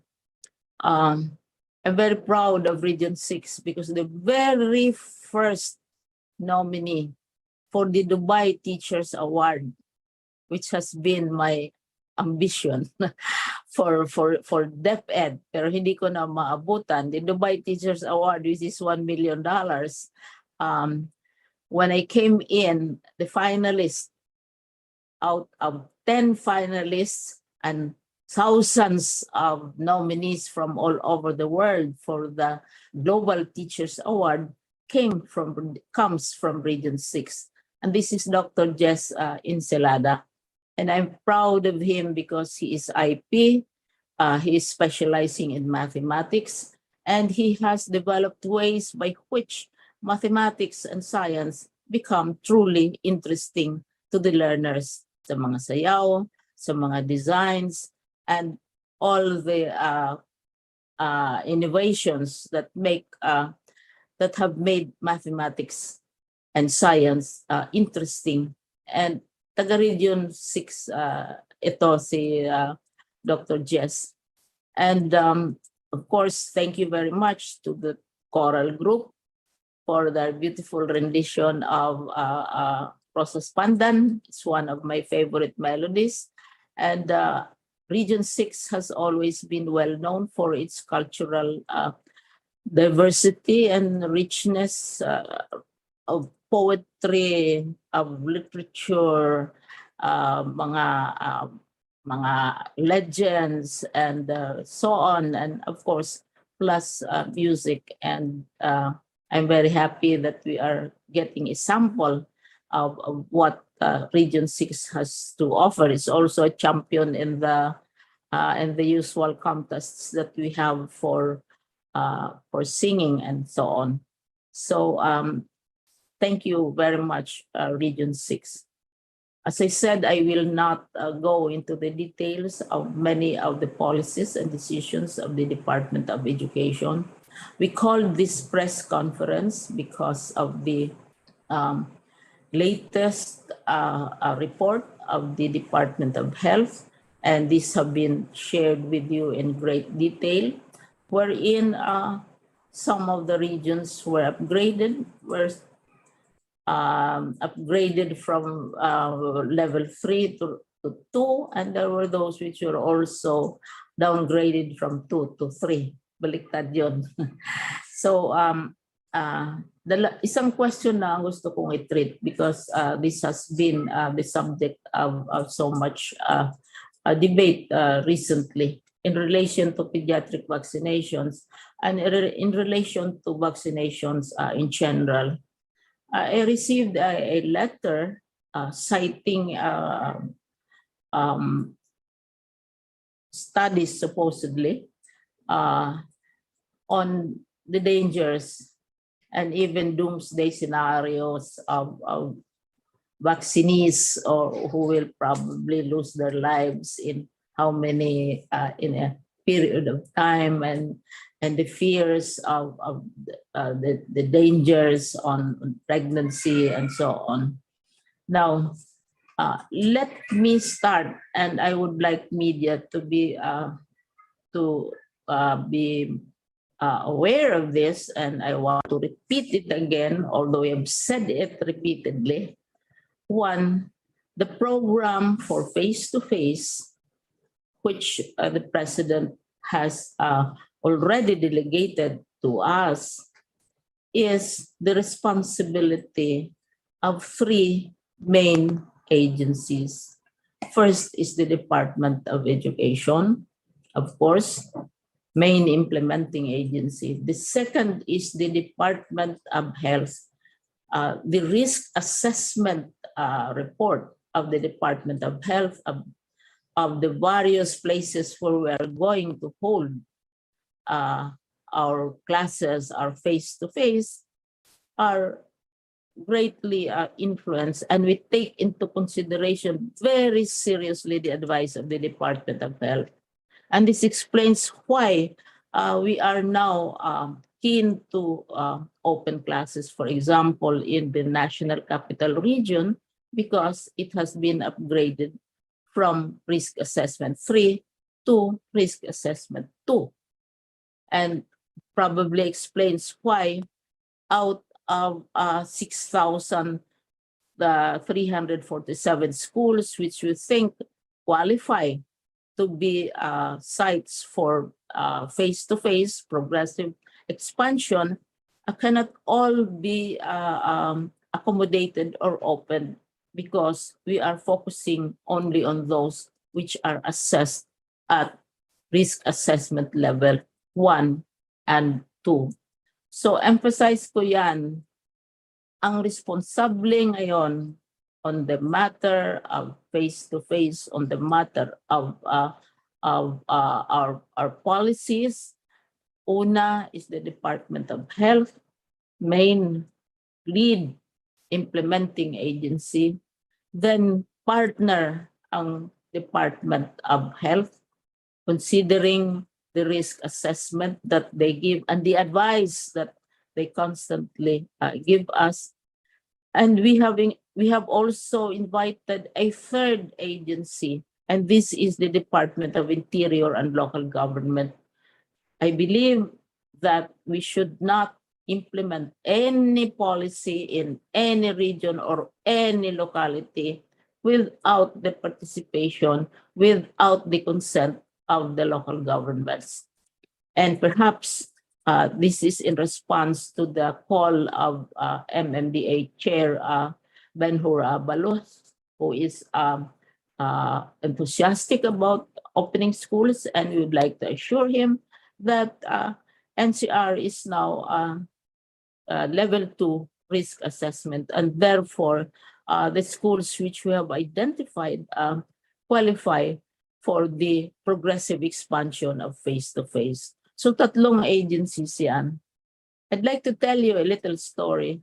We are always visited by ambassadors or heads of institutions, international institutions, who come to share with us whatever their experiences are, or to offer advice based on what they are doing in their own countries.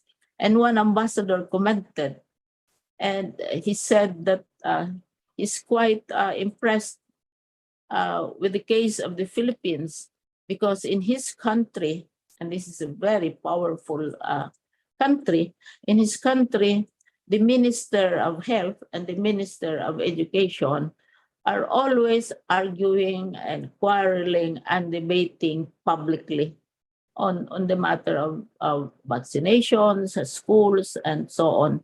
And he is impressed because we collaborate and we listen to each other on matters of curriculum, on matters of opening and classes, on matters of the approach to learning. It's DepEd. But on matters of health, it is the Department of Health. On matters of, the venues, the assistance that we need, the safety of the children and the parents, and all other needs of learning, then we have the local governments. We also have the parents. And you will notice that even for vaccination of children, as reported by Dr. Domlao, we need the consent also of the parents. We will not vaccinate children unless there is proof that that they are accompanied by a legitimate member of the family na certified talaga na parent ba or guardian na kasama sa bata. A child will not be vaccinated by himself or by herself. So all these careful conditions are being imposed to ensure and to minimize whatever risks there might be. Now, mayroong nagsusulat sa akin na vaccinations might endanger is a way of depopulating the communities, may impact yan sa population, and then also my fear that children will be harmed by pediatric vaccinations as well as by vaccinations in general. Between the department, and I'd like to emphasize this, between the Department of Education and the Department of Health, we have an agreement, and this was in the presence of the IATF, where we agreed, and ulitin ko, on matters of curriculum and the approach as to learning, etc., facilities, it's DepEd. But on matters of health, on matters of medical questions, then it should be the Department of Health which will advise us. sa curriculum, etc., yun ang sa Department of Education. So, nung I have been receiving letters asking me to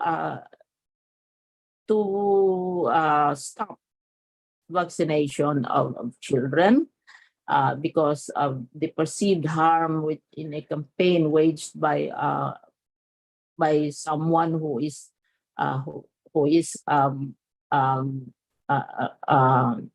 a Filipino, of course.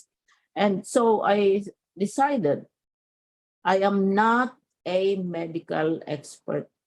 I don't have any pretensions to knowing about the details about vaccines. Of course, all of us have general knowledge. All of us study on our own. But when it comes to issues like this, then we of course defer to the Department of Health. So ganon kaliwanag yung aming kumbaga ang aming mga territories. Health, kung medical issues, sila ang mag-aral niyan. Ay kung things like venues, assistance, equipment, emergencies, consent, safety, security, ay diyan naman papasok ang mga local governments.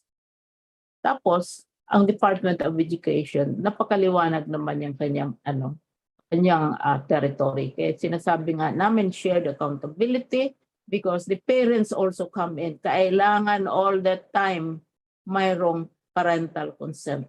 Hindi tayo mag-i-inject mag-vaccinate ng bata na hindi kasama ang isang guardian or a parent. So what I did last night when I received among several other letters asking me, ano ba talaga tong policy ng Department of Education? At saka tigilan na nga yung kampanyang yan dahil ano nang mangyari sa ating population, yung womb ng mga women and yung danger, baka in how many years time, we will already be erasing humanity from the face of the earth because of the vaccine and so on. I referred that question to the Department of Health, to two very reliable and incidentally Filipino experts. And these are Dr. Edsel Salvania. He is an infectious disease expert. He knows all about COVID, and he is not only a researcher or a student of COVID, but he himself treats COVID patients. So you have that very impressive combination. And he is part of the technical advisory group. Tapos, nasa siya, Institute of Molecular Biology and Biotechnology sa National Institutes of Health. I'm very proud. I have a sentimental attachment to the National Institutes of Health. Dr. Saldana, I was Vice President of UP for Finance at that time. And we financed at that time, my President, Dr. Javier, financed the setting up of the National Institute of Health. And from savings, from practically from nothing, but we were able to do it at that time because we believed that we needed it, and right now it's doing us great service. So sa National Institute of Health.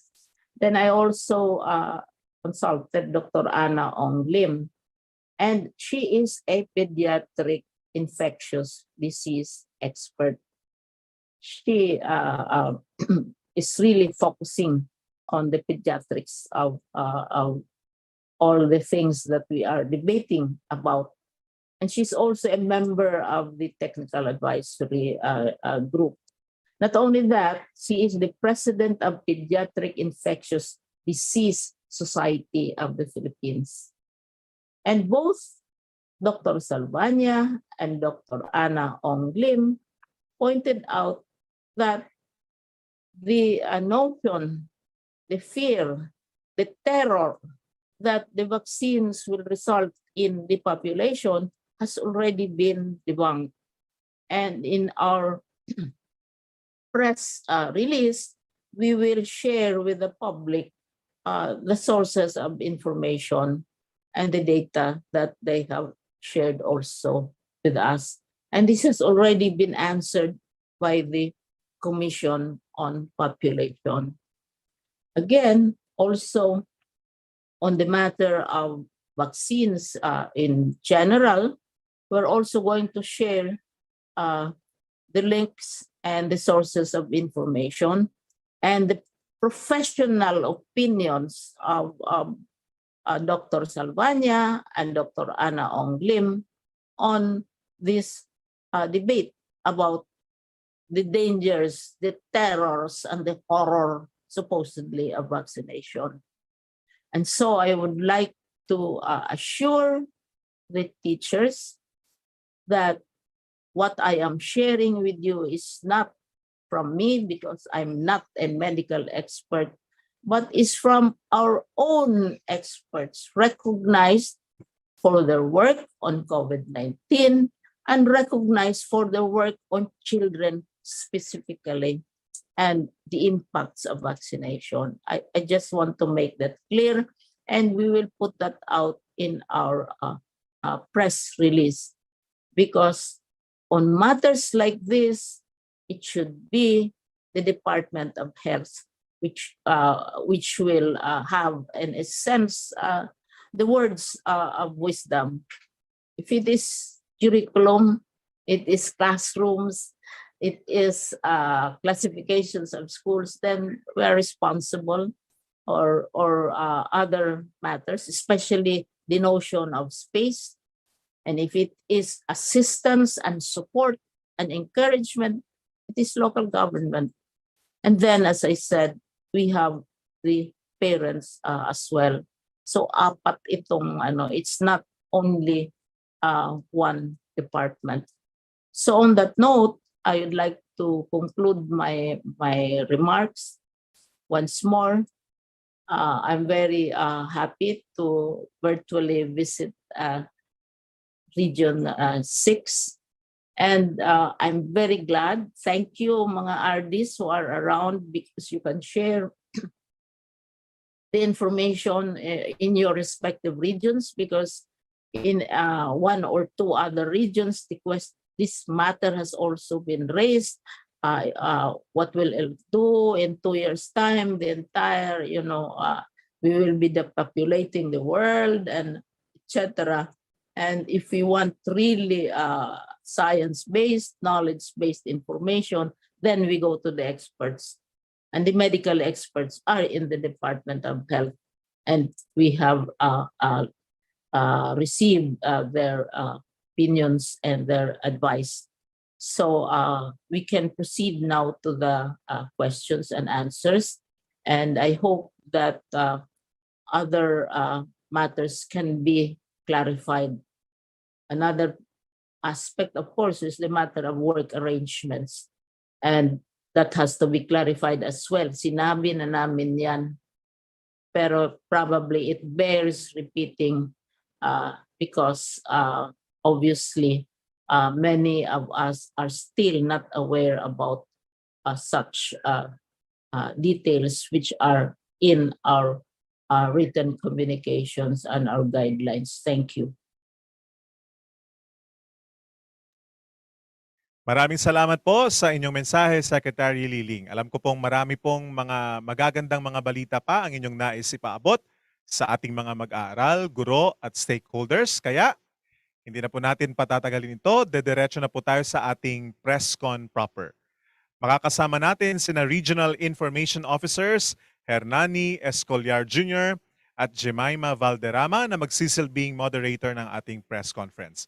Magandang araw, RIO Hernani at RIO Jemima.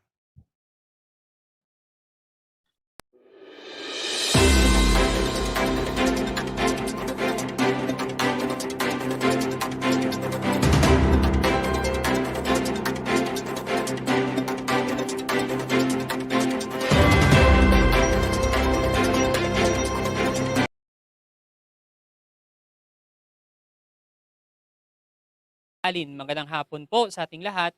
Ngayon po ay ating sisimulan ang ating talakayan. Inaanyahan po natin ngayon ang ating mga media partners para sa isang virtual question and answer. Kasama po si Secretary Leonor Magtolis Briones. Magandang hapon po, Ma'am Jemima. Maayong hapon, Sir Hernani. Makakasama rin ni Secretary sa ating virtual press conference ang DepEd Undersecretary for Administration, Elaine Pasqua, Bureau of Learner Support Services Director, Director Lopez Santos III, at Disaster Risk Reduction and Management Service Director, Director Ronilda Co. Pinapaalalahanan po natin ang ating media friends na 2 tanong lamang po ang pinahihintulutan upang mabigyan ng pagkakataon ang lahat na makapagtanong.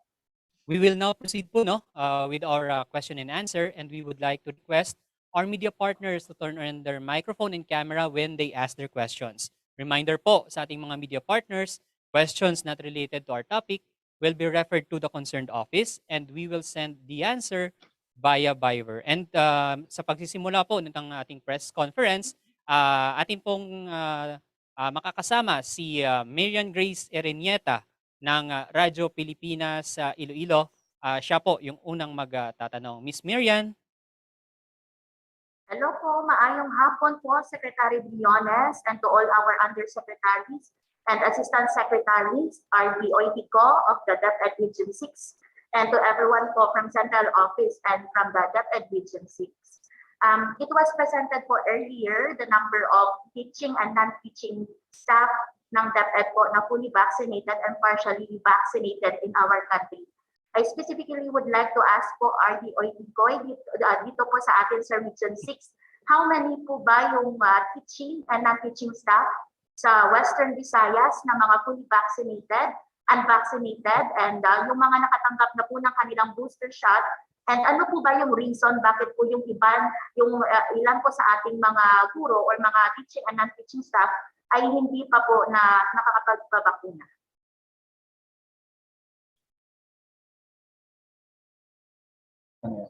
Grace, nasagot na yan kanina yung tanong mo. Nagbigay ng detailed report si Director. Ikaw na lang siguro sis kasi madidiscuss po natin, magkakaroon po tayo ng agreement kung paano po yung... Sandali. Kanina na bigay na yung detalye ni Director Lope kung ang extent ng vaccination. Ang natatanggap ko ditong information ay aabot na ng 90% ang level ng lahat-lahat na personnel, including the teachers. Tapos yung mga teachers naman, majority naman are already vaccinated. So hindi tayo magkaroon ng shortage of vaccinated personnel na mag-handle ng ating face-to-face. At saka sa mga parents din, sense natin na majority din ng mga parents, dahil with the parental consent naman talaga yan, we made the surveys and everything else, siyempre mas marami din yung mga parents na gusto nila na bakunado din yung mga teachers na mag-handle ng kanilang mga anak. So I would like to repeat, Grace, that one, walang shortage ng teachers na mag-handle ng face-to-face. So we're not facing that kind of shortage. Now, if we go kung overall, it's 90%, and then for all the personnel and staff, and then you have, of course, the teachers. Then you also have the parents themselves. Kitang-kita naman natin sa ating pilot study na happy naman ang parents sa arrangements na ginawa natin. So, walang problema kung mag-implement tayo ng face-to-face. For example, in Region 6 particularly, I don't think we're going to encounter any difficulty. Kasi usually, supply and demand yan Demand for vaccinated teachers on the part of the Department of Education, ng DepEd, preference namin, vaccinated, because we have already a more than sufficient supply of vaccinated teachers, And then yung sa demand side naman kitang-kita naman na preferred ng parents, preferred ng local governments, preferred ng general policy. At saka sinabi naman talaga namin, but it does not deprive those who prefer not to be vaccinated of the privilege of serving the DepEd. Kasi pwede namang kita ninyo doon sa report ni Willie, napakadetalyado yung mga alternatives. But kailangan din na susundin yung alternatives. Halimbawa, sasabihin, mag-work at home sila. Pero pag mag-work at home, kailangan, Grace, very clear yung output which is expected from them while they are working at home. Kailangan i-monitor. There has to be regular reporting sa kanilang mga outputs or whatever it is that they are going to do. At saka, also, kung kailangan nilang pupunta sa school to submit reports or what, they have to submit a RT-PCR or an antigen negative result para makapunta sila sa loob ng ano. These are just, I will not say just, these are protective mechanisms. Kasi I am very sure media will be among the first to criticize DepEd if we will be careless on these matters. O sabihin mo lang anybody can do this or anybody can do that, then mawala ng guidance, mawala ng clarity yung ating policy. Kasi the general national policy, of course, is to encourage vaccination. And DepEd is a government institution. Also, as I said kanina, we have consulted medical experts on the fear, the terrors of dangers, and these are, in a sense, to use the word of one of our health experts, na debunk na yon. The literature shows this very clearly, and syempre, between practitioners who are actually talagang involved in healing or taking care of COVID patients, doing research, knowing what is the Philippine situation, and debating on a weekly basis with other members of the IATF, I would tend to listen to their advice and their expertise. Itong halimbawa, Ana is a pediatrics infectious specialist herself. And then Dr. Saldana has been treating the various variants of COVID as a doctor. So and they're very up to date in the researches that are being done. Hindi naman na isolated sila, because that is part of their profession. So we listen to their advice. Sige. Maraming salamat po, Secretary Liling. Ang susunod na katanungan po ay nanggagaling sa Bongo Radyo Bacolod from Miss Erlene Bayonita. May dalawang katanungan po. Una, kung vaccinated na ang lahat ng mga bata na may edad 5 to 11 years old, ire-rekomenda na po ba ninyo ang resumption ng face-to-face classes? At ang pangalawang katanungan po, ilang guro ang iha-hire ng DepEd ngayong taong 2022? Ang tanong ko magre-resume pa. Policy na, we are resuming already.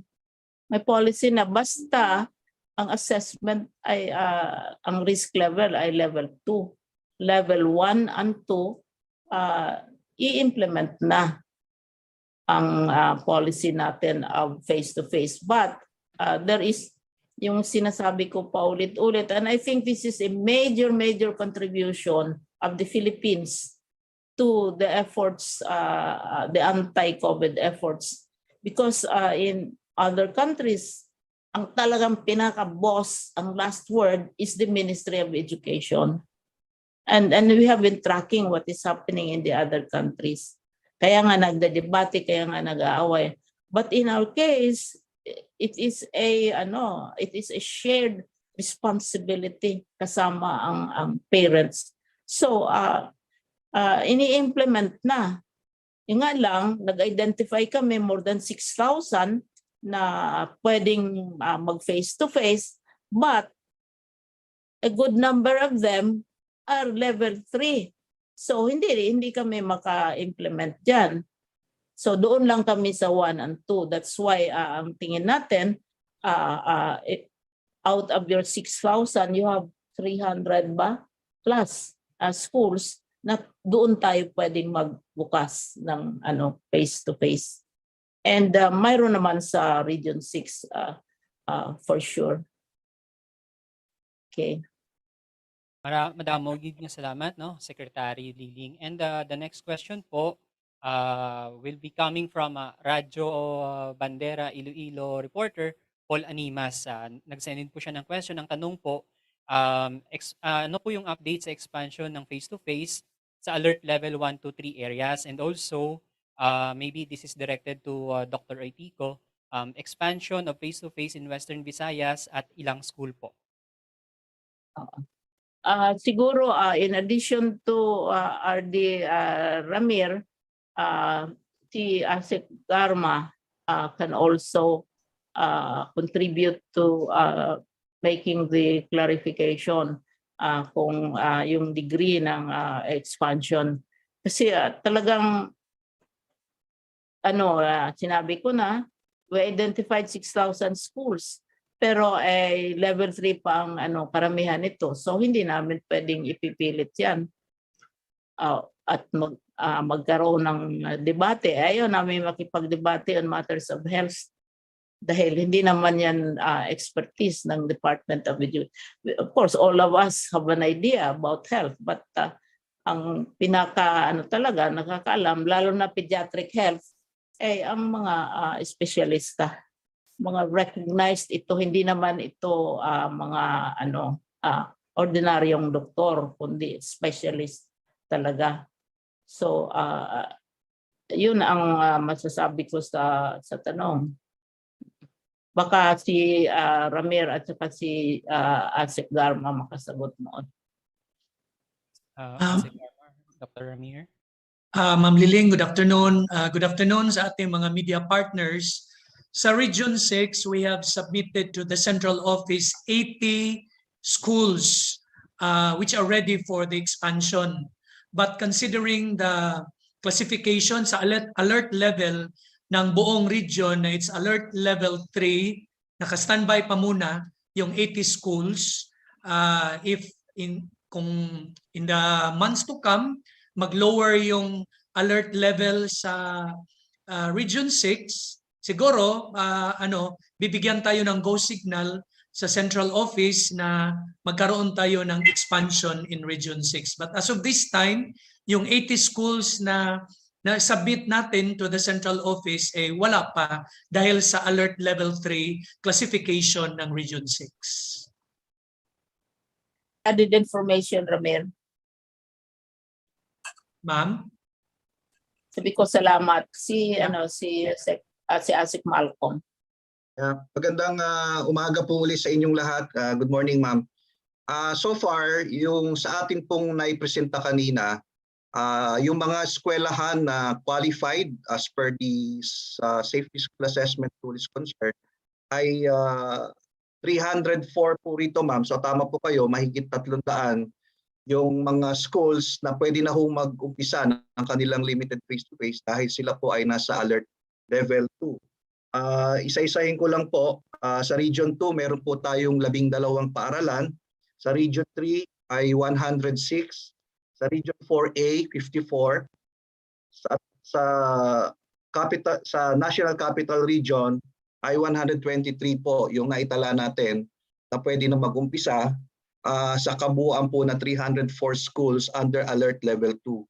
So, ma'am, yung po mga regional directors natin, batay po doon sa kautusan na ibinaba natin, hindi na ho kailangan ng go signal from the central office. Basta ho yung kanilang mga eskwelahan na qualified na based on the SSAT, ay nasa ilalim na ho, escalated na to alert level 2 or 1, ay pwede na ho itong mag-umpisa. Nasa authorization na ho ng ating mga regional directors kung kailan nila mauumpisahan ito. Salamat po.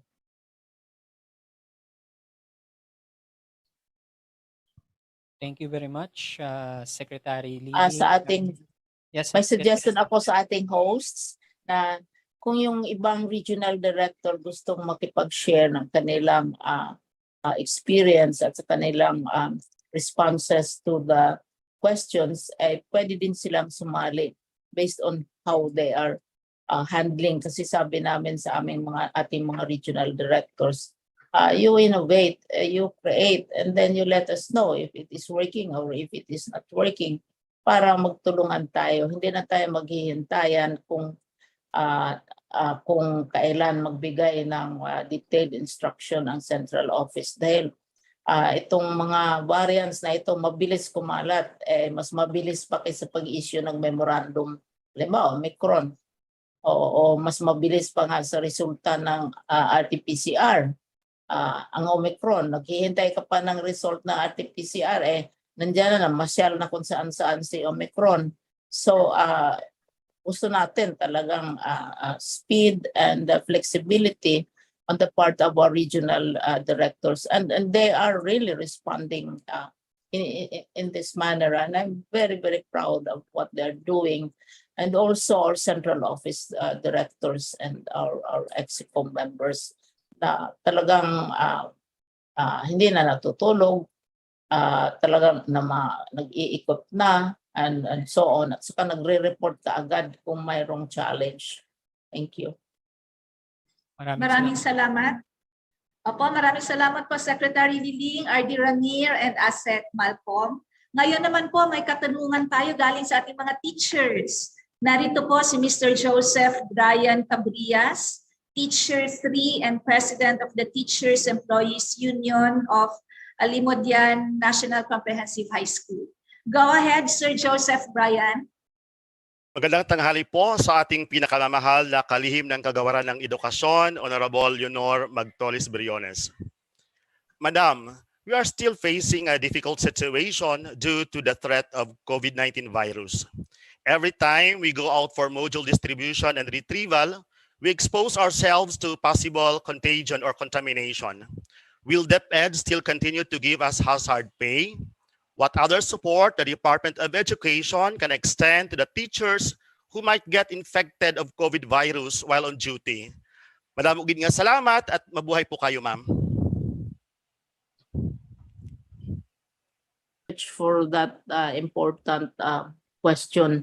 Totoo namang may risk. This is why we are encouraging talaga our teachers to have themselves vaccinated and to get their booster shots. Dahil the evidence is very clear na nakakatulong talaga yung kung vaccinated ang isang teacher sa yung sinabi mong pag-deliver ng mga modules. Saka maraming paraan ng delivery, lalo na ngayon, in addition to physical delivery, kasi you can deliver remotely. And alam ko din na may mga local governments na mga barangay officials tumutulong sa pag-deliver ng mga modules or mga materials or whatever are the requirements. But for the question as to ano pa bang mga additional incentives ang ibibigay sa teachers considering the risks that are involved. If Yusek Ann is around, si Yusek Ann, she can give more information. Of course, you have the special hazard pay for those who are in areas which are risky, and all the other benefits that teachers are already getting at present. Yusek Ann. Magandang hapon, Secretary Liling, and good afternoon po sa lahat ng mga nakikinig at nanonood po ngayon sa ating press conference. Well, doon po sa ating budget ay meron po talagang mga benefits and allowances na regular. Now, related to COVID, meron din pong inisyo ang ating presidente. Ito po yung hazard pay during ECQ and MECQ. And kapag naman po merong ganyang mga announcement or declaration, binibigay po natin yung mga benepisyo, lalo na po yung pumapasok ng physically. Ibig sabihin ay talagang lumalabas at nagkakaroon ng fieldwork.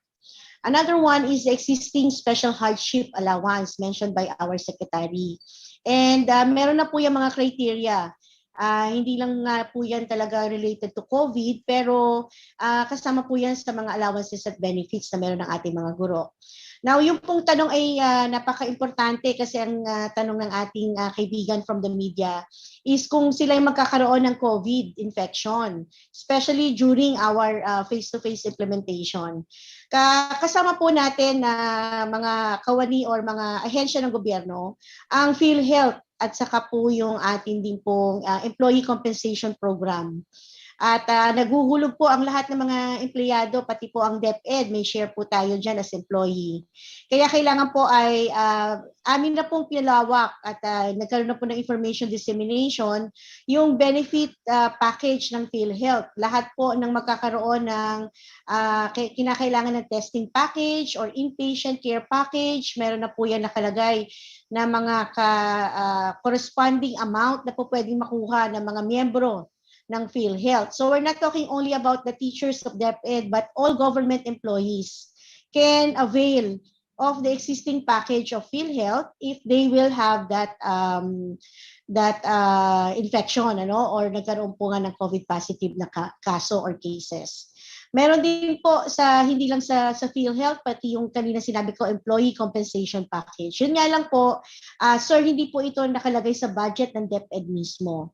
Ito po ay nasa mga ahensya na ang mandato ay yung kalusugan ng ating mga empleyado at kawani. So hindi po zero, no? Hindi naman po sinasabi na wala silang makukuha. Meron talaga. Yun nga lang ang mukhang tanong ay yung galing mismo sa DepEd. Unfortunately, ang ating pong budget ay para sa mandato ng pag-aaral or edukasyon. At yun naman pong pag-aalaga ng ating mga empleyado ay nasa mga ahensyang meron pong mandato para rito. Isa pa sa magandang minensyon ng ating secretary ay yung malaking kontribusyon ng mga local government units. Kasi sila ay mayroon pong health budget, no? At yun nga po yung nangyayari pag meron tayong guro or empleyado na taga DepEd at ito po yung nangyayari sa amin dito sa central office, tinutulungan po kami ng local government unit natin. No? Hindi dito po, Pasig, Marikina, Manila. Kung nasaan po yung guro natin, i-refer po natin sila sa local government unit at sila naman po ay natutulungan din at nabibigyan ng assistance. Now, gusto ko rin pong ibanggitin, hindi po ito sa budget kung hindi resulta ng pagtutulungan ng DepEd bilang pamilya. Meron din po kami mga personal contributions or ambag-ambag na ibinibigay at yan po ay isang konkretong example ng bayanihan, lalo na po sa DepEd. Hindi po nag-iiwanan o hindi po nagkakalimutan, lalo na kung may kinakailangan. So, yun po, tulong ng gobyerno, nasyonal, lokal, at kami po mismo dito sa DepEd ay meron din po mga ganong sistema, lalo na po yung mga organizations natin na meron tayo sa mga empleyado. Thank you very much po. Sector. Alam ko for a fact na maraming mga private sector organizations na nagre-reach out dahil mahal na mahal ng bayan talaga ang teacher. And I am sure feel ninyo yan. Pakinggan lang ninyo lahat ng kandidato na gustong magsilbi sa bayan, ang kanilang programa ay naka-focus doon sa teacher. Ang gusto ko lang idagdag dito, which I also noticed, na in addition to taking care of our teachers, we also take care of our staff and we take care also of our learners. And gusto ko lang i-share yan because ang ating main business is the learner. So isama natin sila sa ating pagkalinga and nandyan din ang hindi na mention ng Department of Health. Ako sa personal experience ko, ang daming natulungan ang Department of Health.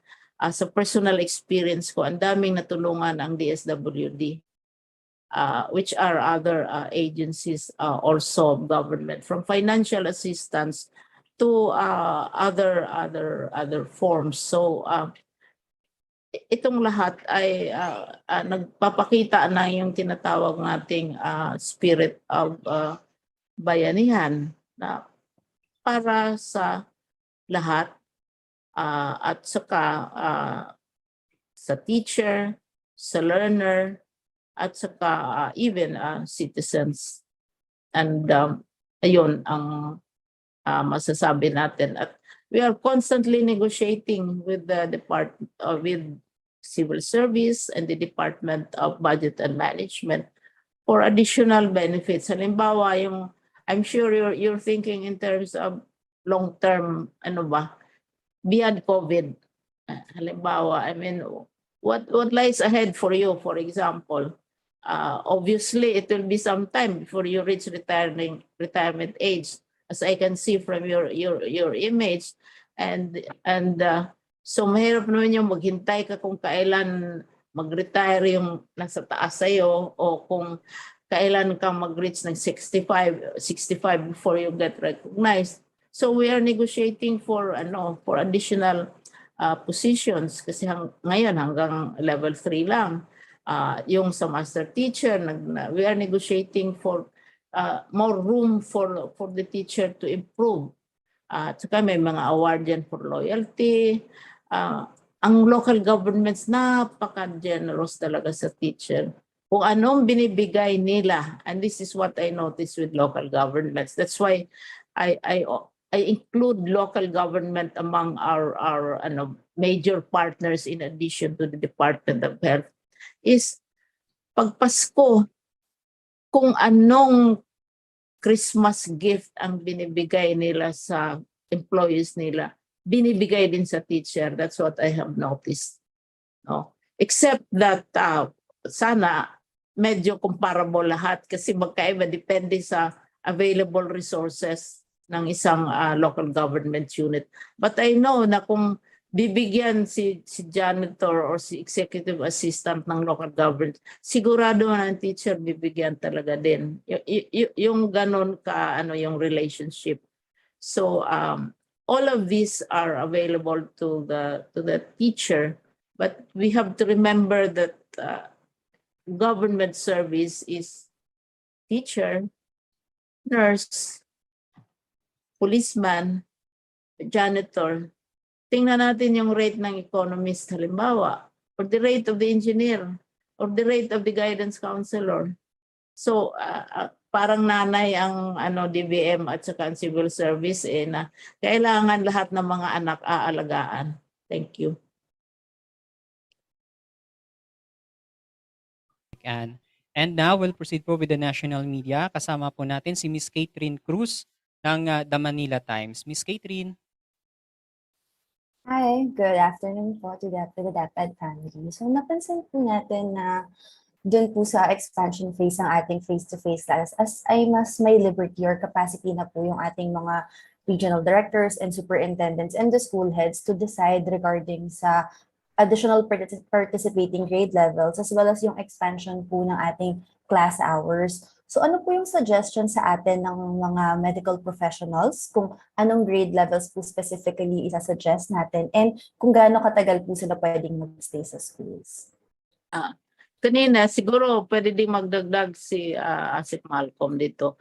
Kanina, nasabi natin na ang original advice talaga ng pediatrics experts na levels, grades 1 to 3, 0 to 3, and senior high school ang uunahin. Kasi itong mga grupong mga batang ito ang nangangailangan ng some form of face-to-face. No? And, pero ang decision natin, ang ating preference, we will expand it to the other grades kung it is possible. So ang talagang malaking determinant talaga yung risk assessment. Kasi kung kami lang, nandiyan naman yung listahan namin, nandiyan naman yung mga namin, inventory, etc. etc. But also, Kathleen, I would like also to emphasize na at this time, I know I might get into trouble, no, because all of us worship face to face. And I have always I have repeated time and again that the face to face that is emerging, face to face approach will not be the same as your 6 hours, 8 hours a day. And most, kasi ako binabantayan ko anong nangyayari, particularly Southeast Asia. Kasi ito yung mga peers natin. Of course, we are interested in what Africa does or what Europe does, but mas interested tayo sa Southeast Asia kasi more or less magka-level tayo. You look at Indonesia, you look at Malaysia, you look at Thailand, etc. So, tinitingnan ko, most if not all are on blended. Hindi talaga. Kasi at this time and at this age, to say that there is no other way to learn than face-to-face might be already need to be re-examined. Kasi, you know, people who finish their PhDs or get their degrees or finish their high school, mayroon pang homeschooling, which we allow, by the way, yung homeschooling, which we allow, may nag-i-emerge ng mga different approaches. Oo, at saka, kaya probably, it would be good to re-examine our obsession. Ako, I believe in face-to-face. Doon, yun ang linakihan ko yung face-to-face. But I know that there are other emerging ways by which a child can learn. Only a few days ago, I talked with a media practitioner. Yung anak niya nag-aaral in one of the 5 supposedly highly rated universities. Tinanong ko siya, gusto mo ba yung okay ba sa'yo si face-to-face? Tapos sabi niya, nag-adjust na yung anak ko sa blended. Kasi kung mag-face-to-face sila, they live in Caloocan and the school is wherever that school is. Ma-identify din niya yan pag malaman niya kung saan siya nakalocate. Anla yung gastos niyan para sa kanila. And there are children who have adapted very easily to blended. So still, ang ano natin is still blended. Hindi talaga yung pure holy worship. I was for face-to-face since the 1970s. And I have written extensively on face-to-face education because of the death. But now, there are various approaches. Tingnan niyo yung ginagawa ng this very famous toy company where you put things together and build things together. Ano yung mga innovations? Naglabasan yung innovations ng alternative to face-to-face because these are called by circumstances. So, yun lang ang masasabi ko about this. Although the others might also want to contribute as to what is happening in yung ideal country natin, which we palagi nating believe na believe tayo kasi number 1 sa Southeast Asia. Talagang mahusay naman. Hindi naman sila pure face-to-face Hindi naman Talagang lalo na sila, grabe ang advances nila sa technology. So, and ang very clear ang sinabi ng Minister of Education nila, they want to be number 1 in the world in technology. So yung training ng mga bata is focused on that particular ambition to be the world leader in technology. And so marami silang nagagawang variations. So siguro it's high time to think kasi hindi tayo nag-face-to-face. Naging kasalanan, hindi tayo nag-face-to-face. And also the notion, Kathleen, of space. what is a school space? Is it four walls? Is it a school? Is it a physical space? Where can a child learn? How can a child learn? Yun. Anyway, lumabas tuloy yung aking mga ano. Oo. Maybe Ano we po can ba get yung a comment from ASEC Garma regarding sa ano po, sa suggestions po on the expansion of the class hour since that's the more practical question. Ako kasi ano, vision ang iniisip ko. I'm thinking of your grandchildren and your great-grandchildren. Sige. ASEC Garma po. Ano ba si ASEC Garma? Okay. With your permission, Madam Secretary, to answer your question, Katino, first, I think the question is on the authority of the regional directors to decide. Precisely for two reasons, Kathleen, as I have mentioned during my presentation. One is that we are expecting more number of schools. And for that reason alone, it's very hard for us in the central office to centralize the decision making. So might as well delegate this authority to our regional directors so as to make the decision-making process faster. As mentioned by the Secretary, very dynamic yung alert level statuses natin. So hindi makakahabol yung desisyon kung manggagaling pa ito sa central office and us deciding which schools can participate in the expanded phase. So that's the main reason why we are delegating this to the regional director. Second is that we would like to somehow, ito yung sinasabi, yung tanong na ibang media, ano raw ba yung exit plan natin for the COVID ng DepEd or ng education sector? So because I think more than the exit plan, what we are really preparing for is the entry plan for us to enter in that new phase in the education. Meaning, part of the framework really is that after the expansion phase, we are very optimistic and very, very hopeful that we can already go into what we call as the new normal phase.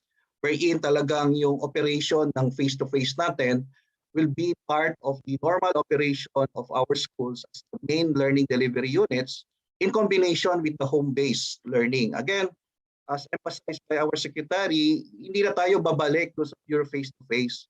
We have to optimize the potential of home-based learning through technology and innovations in education. So, ang kailangan na lang natin dito is to set the mechanisms, institutionalize the processes on how we can operationalize the blended learning in a real sense. So those are the main two reasons, Kathleen, that we are delegating this authority to our regional directors. The second question, I think, is on the grade levels. Based on the joint memorandum circular, we started with the key stage 1, which is the kinder, grade 1, grade 2, grade 3, and the senior high school. Because that's on a pilot implementation basis. So nag-eksperimento tayo. So based on the recommendations of our pediatric expert, ito muna yung unahin natin because these are the children whom we think or whom we think na kailangan because of mental health, for mental health reason. Remember, Kathleen, our kindergarten and grade 1 are the learners who have not set foot on school yet. Hindi pa sila nakatungtong. So I think the pilot implementation was an opportunity for these learners to really experience the school. Kaya sila yung inuna. But now, we are also, with the expanded phase, we would like also to give that kind of opportunity and chance to the other grade levels to experience that so that mag-umpisa na yung setting of the consciousness among our learners and teachers na talagang time will come na talagang school, bahay ang learning and teaching process natin. So we would like to involve the other grade levels. However, Kathleen, we emphasize that based on the capacity of the school. So that's why yung determination yung selection nandun na sa babae. Kasi baka mamaya, like for example, in the case of NCR schools, ang laki ng mga schools natin sa NCR. So kaya bang anong kombinasyon ng grade level ang pwedeng pagsabayin for a particular time, for a period of time? Kasi baka pag lahat ng grade levels naman, pinagsabay-sabay mo, mako-congest din yung eskwelahan natin.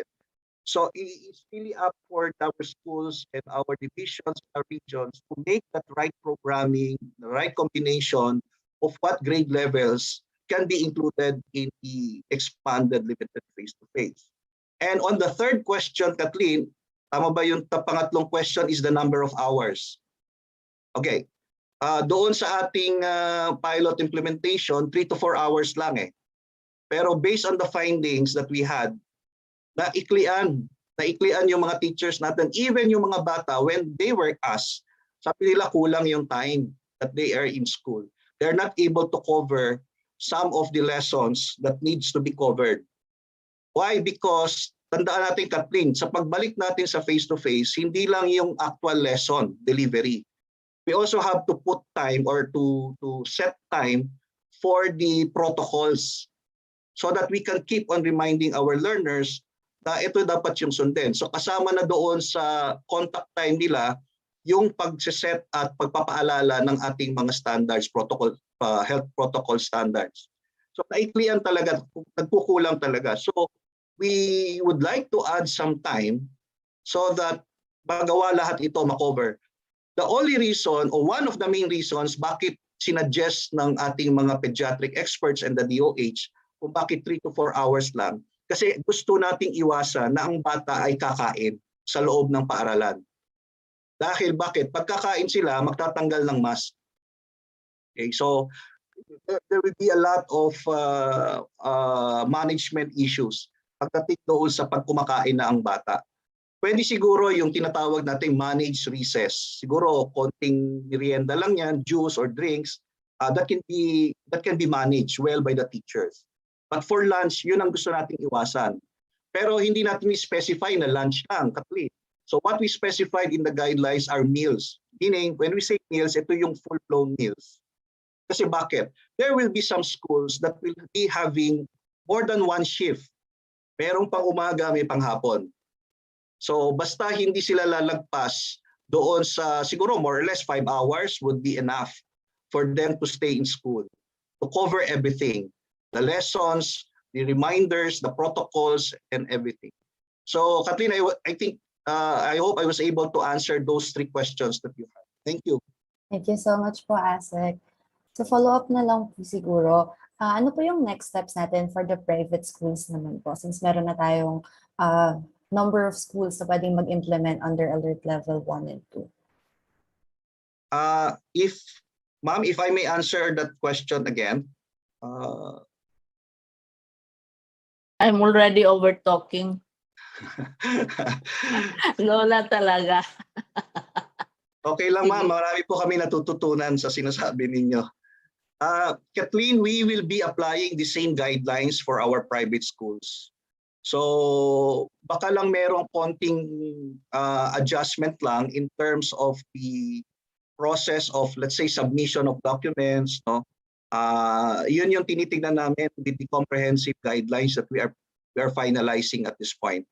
So, but basically the same guidelines will apply for the private schools. So if they are under alert level 2 and 1, they can implement the face-to-face classes so long as they are able to comply with our SSAT assessment tool, and of course with the two other requirements like the concurrence and the consent of the parents. Thank you. Thank you so much po, Asek. Sorry, one last follow-up na lang po on that. May target date na po ba tayo for the start for private schools? Same, Kathleen. We have no specific date since we are implementing what we call as progressive, di ba? So walang specific date that we specified. Walang date that we specified. But the indicative dates that we have is that at least for February 1 to 15, Kathleen, those regions under alert levels 1 or 2 may already start their limited face-to-face. Then let's see.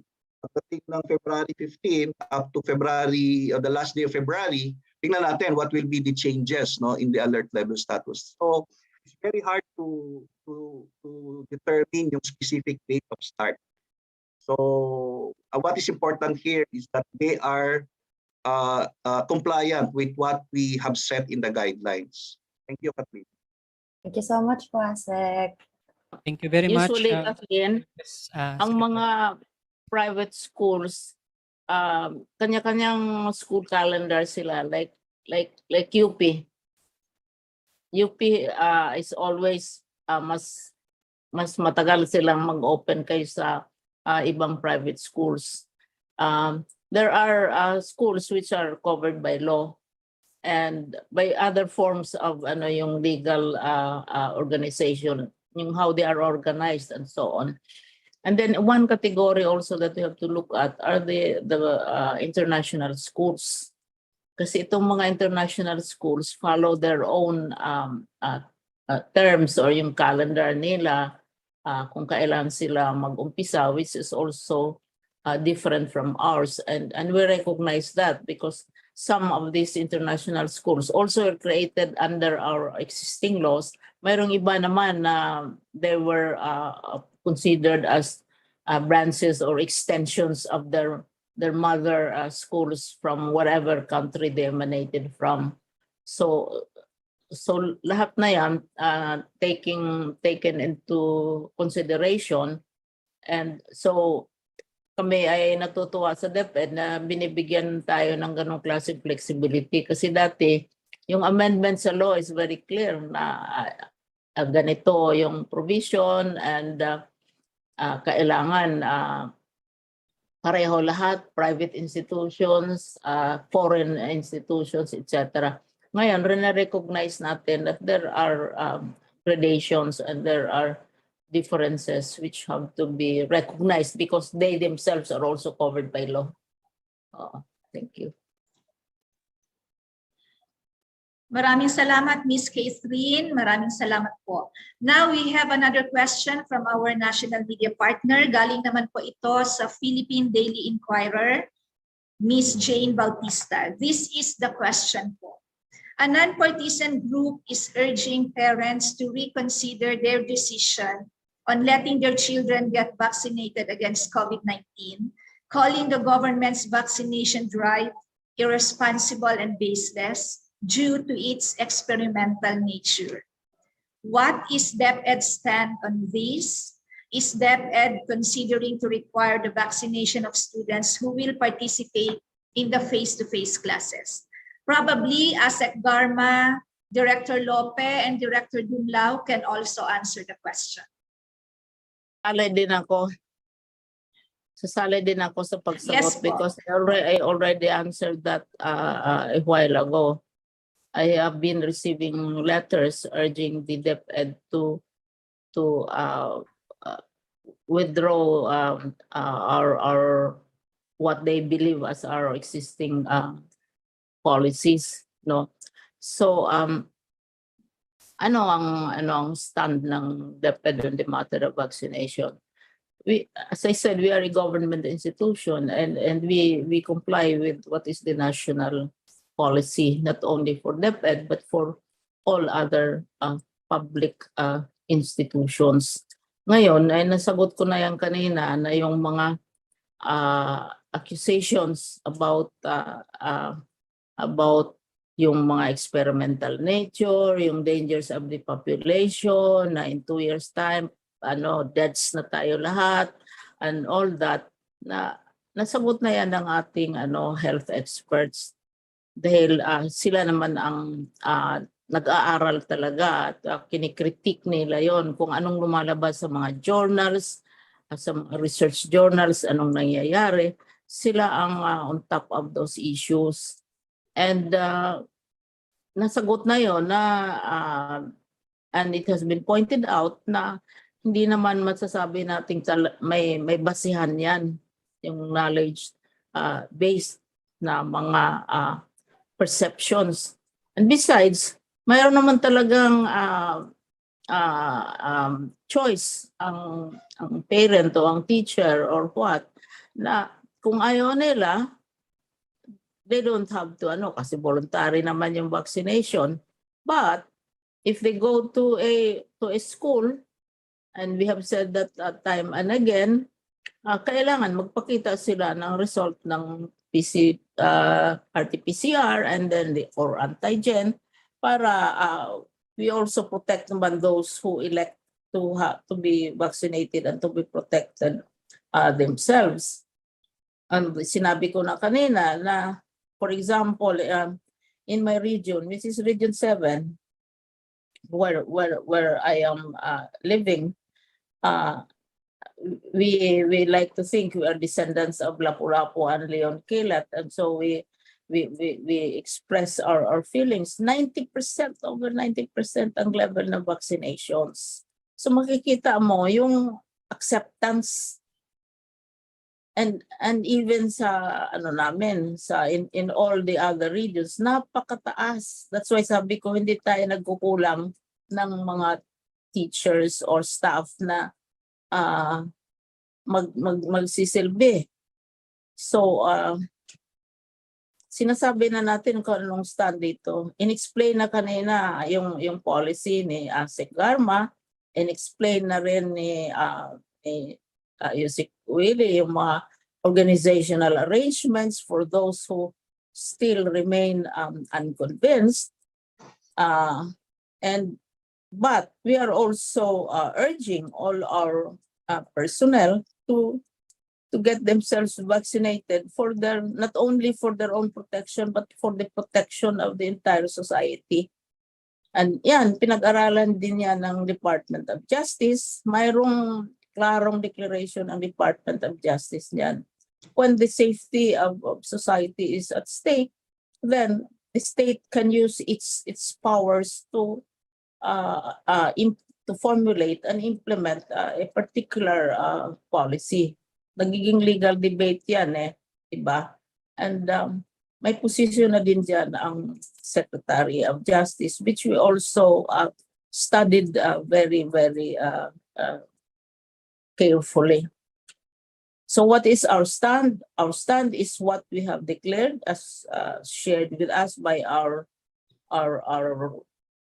executive committee, by our undersecretaries and assistant secretaries, our regional directors, and our officials. That is our stand. The organizational arrangements, there is still, for those who have hesitations, they have a choice.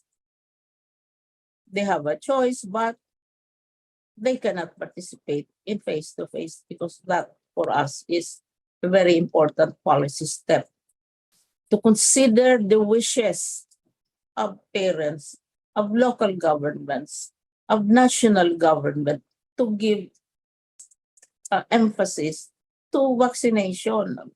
Ang taas ng level ng ng acceptance At saka sa pilot, we don't have a single case. We had 15,000 students and over 100 schools.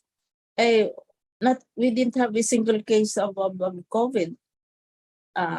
15,000 ito kabata na aming inalagaan, na binabantayan, etc. That's why we have some degree of confidence on this issue. For us, the issue is not what is our stand, because we already have declared our stand. And this is what we shared with you a while ago. Thank you. I'm looking forward to your next round of articles in the Daily Inquirer. Okay, we still have one question po, Secretary Diling, still from the Philippine Daily Inquirer. Are there any programs or initiatives from the agency to help boost the information campaign on the COVID-19 vaccination? Well, for us, you have the national government declaration facilities, of course.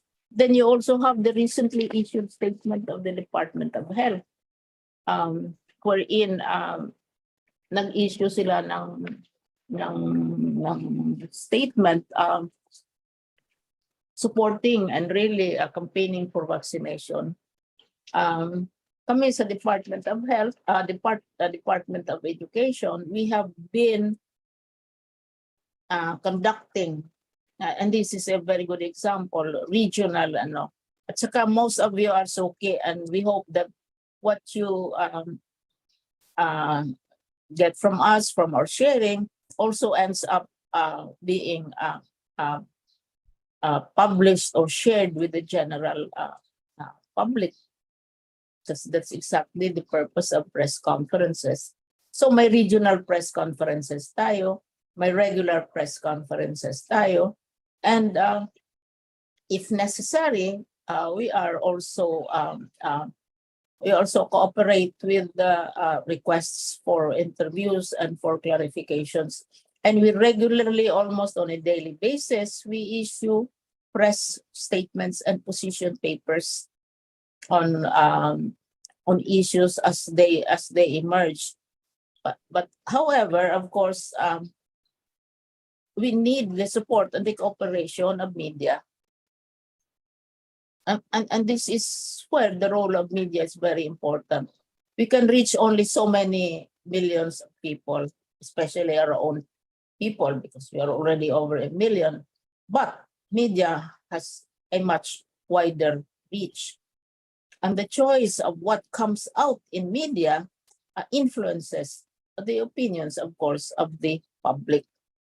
And I would like to publicly express my appreciation to media. A series of articles, for example, came out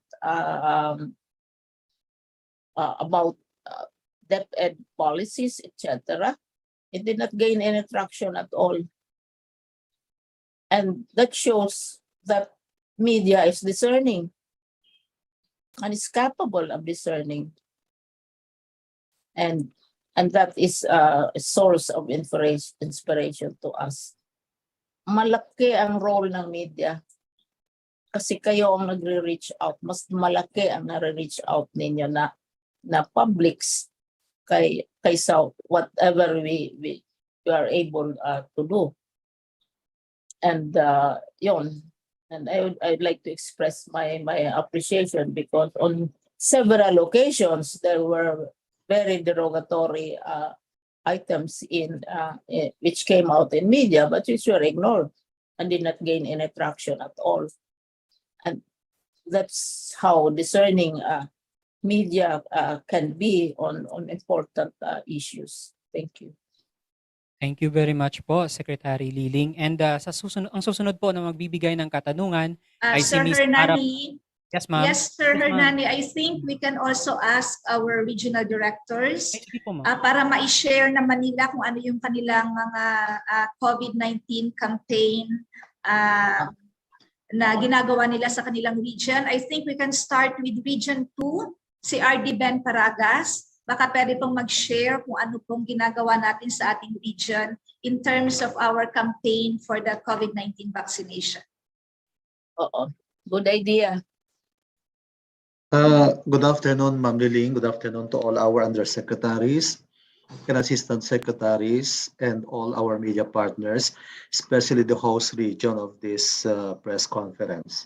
In Region 2, we keep on convening our media partners as well to disseminate the relevant information about the different SDO initiatives to mitigate the COVID-19 and the different programs that we are implementing here in partnership with the Department of Health. And in Region 2, we are very happy because we have not received a single opposition against vaccination. In fact, in the whole regional office, we have achieved 99 point. It's only one education program supervisor who has not been fully vaccinated, but is slated to be vaccinated next week.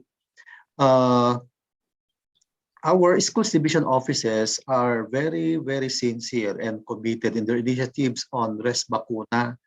They participate, they go with the local government units, respective communities. Andun yung mga nurses natin, andun yung ating mga medical officers, at kung pupunta sa mga baryo-baryo ang ating mga LGUs, our health personnel go with them as well.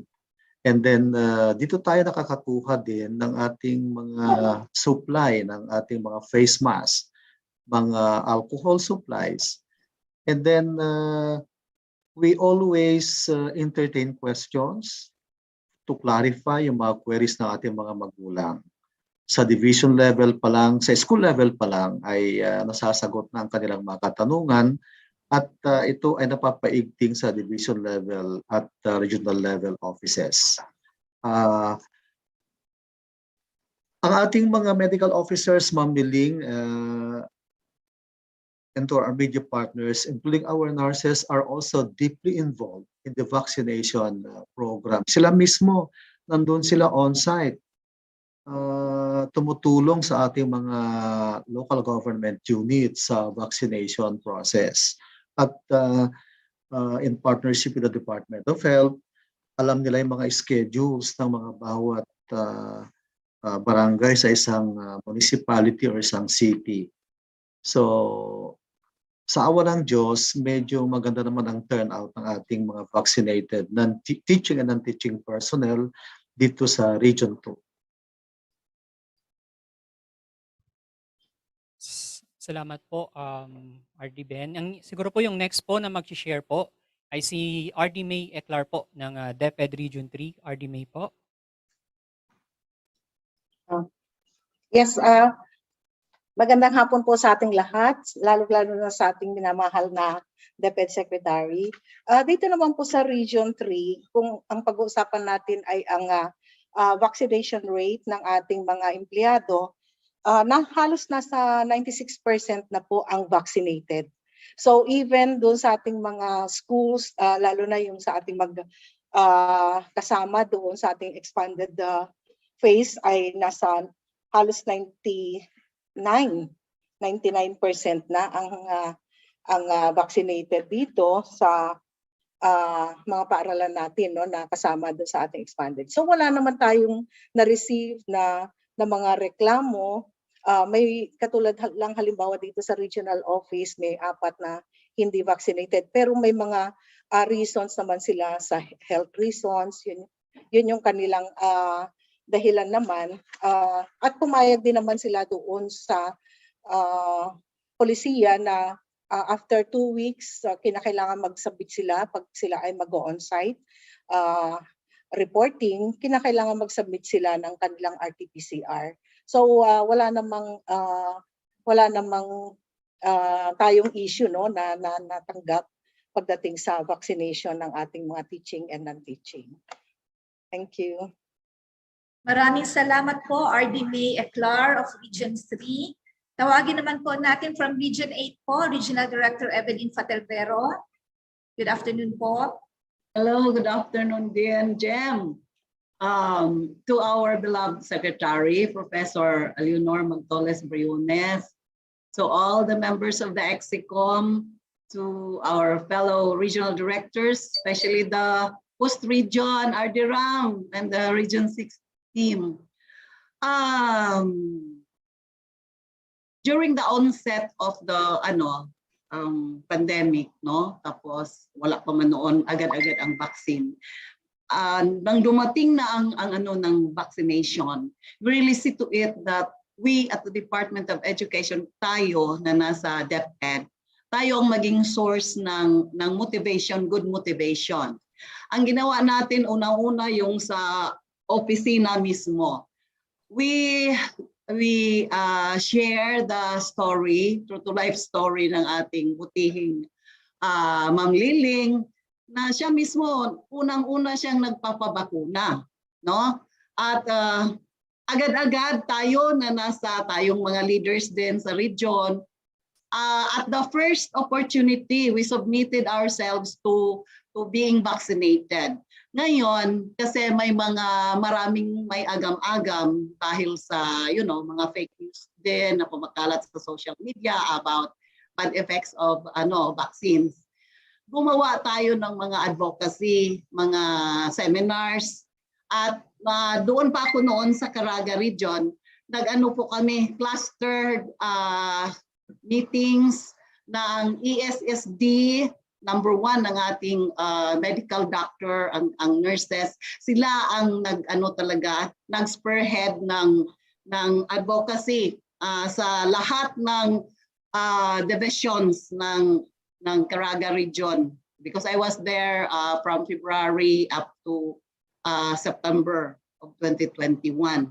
So lahat po ay naano namin, and then there were testimonies. Ako number one, ako nag-testimony na kailangan talaga ang vaccination, and all the other testimonies coming from those na may mga comorbidities at yung may mga experiences, real life experiences. So unti-unti, unti-unti dumami na ang nagpapabakuna because of our back to school campaign. Remember, that is all throughout DepEd. So we did our best to really reach out to all our members of the DepEd family. And then later, sa mga kabataan natin, through their distance learning delivery interactions. At when I came to dito sa Region 8, unang-una kong tiningnan ang datos tungkol sa vaccination rate.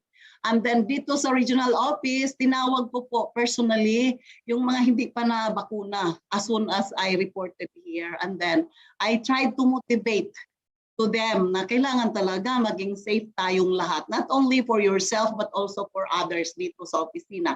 And later on, sa siyam na natira, mayroong 2 na lang January ang namin, cut-off date na lahat talaga Ang ngayon ay anuhin ko pa kung talagang na-complete na ba talaga sa opisina. And then little by little sa mga schools divisions natin, offices at saka sa mga field offices natin, malaki na rin ang rate ng mga nabakunahan na po. At lalong-lalo na sa ating mga learners, kasi ang una ay yung sa 12 to 17 where our very good RD of the OH, talaga siya sa akin. Nagpapasalamat na ma'am, salamat sa suporta ng DepEd. Marami po at ang nagpapapakuna from among our learners. At hindi lamang learners po, yung mga magulang po nila, inikayat din namin na magpapabakuna. And now with the pediatric vaccination with our learners aging 5 to 11, ganun pa rin po ang ating advocacy, kasi kailangan talaga na lahat tayo will be protected. So tuloy-tuloy lang po tayo hanggang makuha natin yung not only the herd immunity but 100% of the total population. Maraming salamat. Thank you very much po, RD Evelyn Pitalvero ng DepEd Region 8. And now, let's proceed po sa additional media questions from Ms. Ara Perez of ABS-CBN. Ms. Ara. Hello po, good afternoon. Tanong ko lang po kung may additional funds po yung mga schools na kasali sa expansion phase ng face-to-face classes for public and then for private schools, kung may aid din po ibibigay ang DepEd sa kanila. Thank you po. May we refer your question po kay Secretary and Yusik Ann po. Yeah. Hi, Ara. Nung tayo sa pilot, nagbigay tayo ng 100,000 per school for additional expenses, and I'm sure the schools on their own also solicited from local governments, from private sector, etc., to cover whatever additional expenses they need. So I would like Yusik to answer your question, because this is already in the progression and the expansion of the program itself. Thank you, ma'am. Opo, and can we also remind everyone na when we did the limited face-to-face, it was at the end of the year. It was November and December. So talaga pong at that time, we do understand that the fund of the school is already depleted. Kasi ang ating budget ay hindi school year based. Ito ay calendar based. So ang pera na meron sa mga eskwelahan ay effective January to December. So nung nagkaroon tayo na approve eventually yung pilot face-to-face, we had the understanding na kulang talaga ang pera ng mga eskwelahan at that time. Plus, that is the pilot, no? So marami sa mga gagawin ng mga eskwelahan ay first time nila na i-implement. Kaya Ara, we really gave them the additional funding because we do understand the limitation ng funding at that time. Now, unlike now, January ay naayos na po yung policy. In fact, during the pilot ay marami na pong sumasali sa ating listahan at sila po ay nag-prepare na on their own. So the difference now is the timing. January, February ay fresh na fresh, bagong-bago pa po ang ating budget. 2022 budget, buong-buo pa po na nasa eskwelahan. Kaya hindi pa po, I think it's not yet that time to identify and approve additional funding for them kasi matetenga lang din or mapapark lang din yung pera na ibibigay natin dahil meron pa talaga silang pinahawakan or minamanage na pera sa eskwelahan, sa level ng eskwelahan at this time. But we don't remove the option of providing additional fund, especially kung meron pong necessity.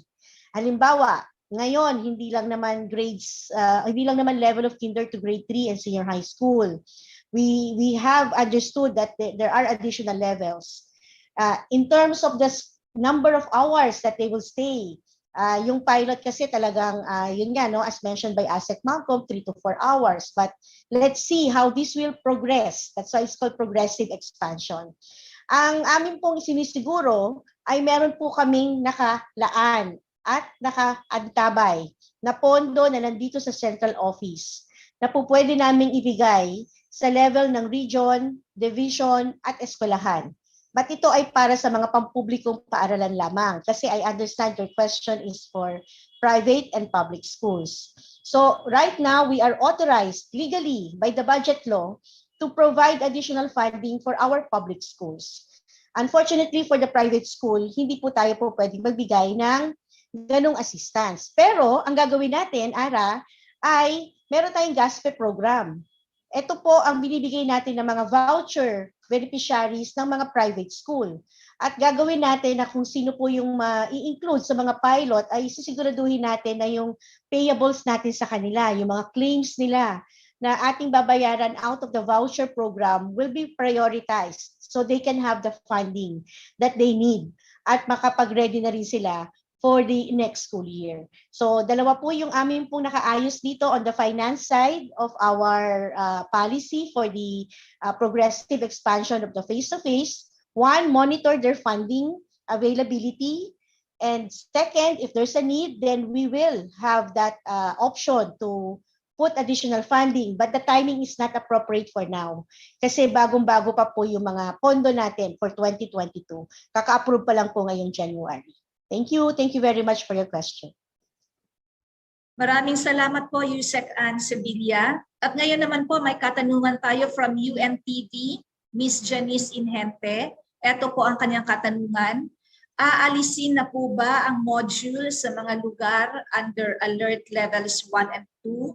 At hanggang kailan po natin oobserbahan ng expansion phase? At kung mayroon pa pong third phase? Again, kung pwede akong sumingit, I'm just talking from the top of my head kasi wala dito si, I'm not sure if you think that is around. I would like to repeat na ang approach natin is still the same. It's blended learning, which is being done by almost all countries in Southeast Asia. Yun ang ka-level natin sa growth, population, etc. Ka-grupo natin, geographical region. Oo. So, blended learning pa rin, and blended learning includes face-to-face. Isang bahagi yan. Mayroong ibang schools na half-day. Kasi ako kinakausap ko yung mga bata na nag-aaral sa ibang bansa. Tinatanong ko, ano ba, ilang oras ba yung ang face-to-face ninyo? O how often is it during the week? Mayroong iba na half day, mayroong iba na full day, depending kasi on the subject na kailangan ng direct supervision ng teacher. And then the rest of the subjects can also be IT already, o online na, at saka ang mga bata ngayon talagang hinahabol na nila yung online skills dahil mahalaga yan sa paglabas nila sa mundo dahil the world is also engaged in online activities. So yun ang ang ating situation. Blended pa rin, pero nandoon na si face-to-face. Kasi dati nag-blended tayo na walang face-to-face. Ngayon, dinadagdagan natin ng face-to-face dahil ang pilot natin nagpapakita na makayanan naman natin ang face-to-face safely. Biro mo 15,000 learners ang sample natin and over 100 schools. It worked out well naman at positive lahat ang in-interview yung mga bata, in-interview ang parents, in-interview yung mga school heads, etc. Sinurvey sila yung after the pilot, and very favorable ang response nila. Nagustuhan nila kung anong ginawa natin. So ayun, it's still blended, pero pinapasok na natin si face-to-face. Thank you. Thank you very much po, Secretary Liling. Meron po tayo ditong last question, maybe from Joel Franco po of RMN Iloilo. Kamusta po yung assessment in terms of performance ng mga learners sa nakaraang taon, implementasyon ng modular learning modality? What are the gaps that DepEd needs to fill in po? And nakikita natin yun sa survey. Kasi hindi naman lang natin tinatanong what is the good news, tinatanong din natin and what are the challenges. Pero itong mga challenges na na-identify, hindi naman hindi ma-resolve.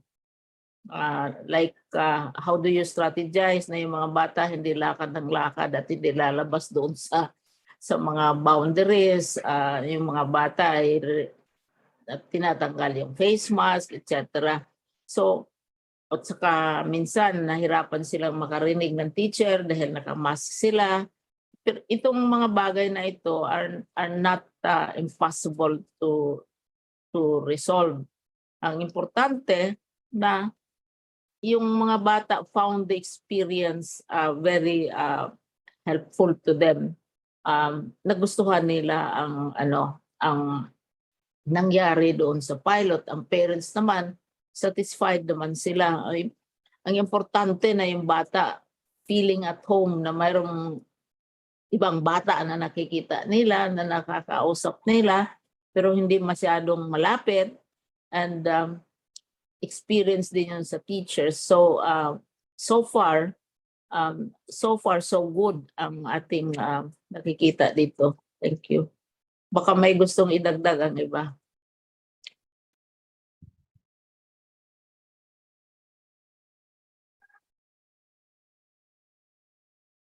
Siguro, yun po. Maraming salamat po, Secretary Liling po. Nais din po natin na pasalamatan ang ilan nating mga regional directors na ating nakasama ngayong umaga. Bago po tayo magtapos, may we request po our guests RDs to give their messages to our teachers and learners and highlight their presentation for the expanded face-to-face classes. Una po na magbibigay ng mensahe is si RD Ben Paragas of DepEd Region 2. RD Ben. Thank you very much.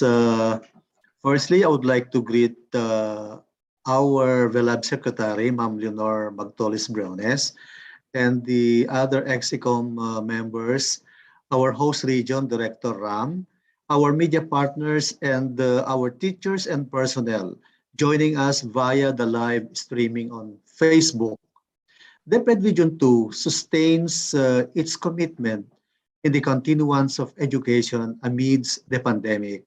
The regional office proper and all its 9 schools division offices have remarkably come up with unique and illuminating and impacting innovations to respond effectively to the various challenges of distance learning amid the health crisis. DepEd Region 2 rose to the challenge of the pilot implementation of limited face-to-face classes. 10 public schools opened and welcomed back our learners last year. For the expanded implementation, we have evaluated 100 schools across the region that will join the limited face-to-face as soon as the IATF risk classifications here in Region 2 will go back to levels 1 and 2. We thank the huge support of our local government units for partnering with us in this big endeavor. We continuously monitor and evaluate our schools and make sure that we can move on and propose more schools for the next phases of progressive expansion. It is our wish that while we remain ardent to our desire to continue our projects, programs, and activities even during these difficult times, we shall always consider as paramount the safety and well-being of our learners and our personnel. Sa DepEd 2, ayos na ayos ang pagpapatuloy ng daloy ng edukasyon sa ngalan ng bawat mag-aaral. Maraming salamat. Good afternoon. Maraming salamat po, RD Ben Paragas of Region 2. At ngayon naman po, tawagin natin from Region 3 po, RD May Eclar. Yes, magandang hapon po muli sa ating lahat. Secretary Leonor Briones, sa ating members ng ating EXICOM, sa ating host, Regional Director para sa ating conference na ito, sa ating mga kasama na regional directors bilang guest dito sa ating conference at sa ating mga media partners. Magandang hapon at maraming salamat sa oportunidad na pinagkaloob upang maipabot sa ating mga kababayan ang mga preparasyon na ginagawa ng ating kagawaran.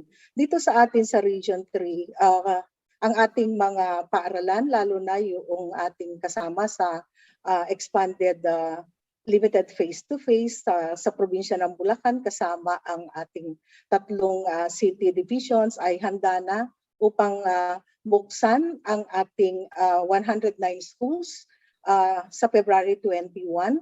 Sabay-sabay po silang magbubukas and hopefully ay tuloy-tuloy ang pagbaba ng alert level dito sa Region 3.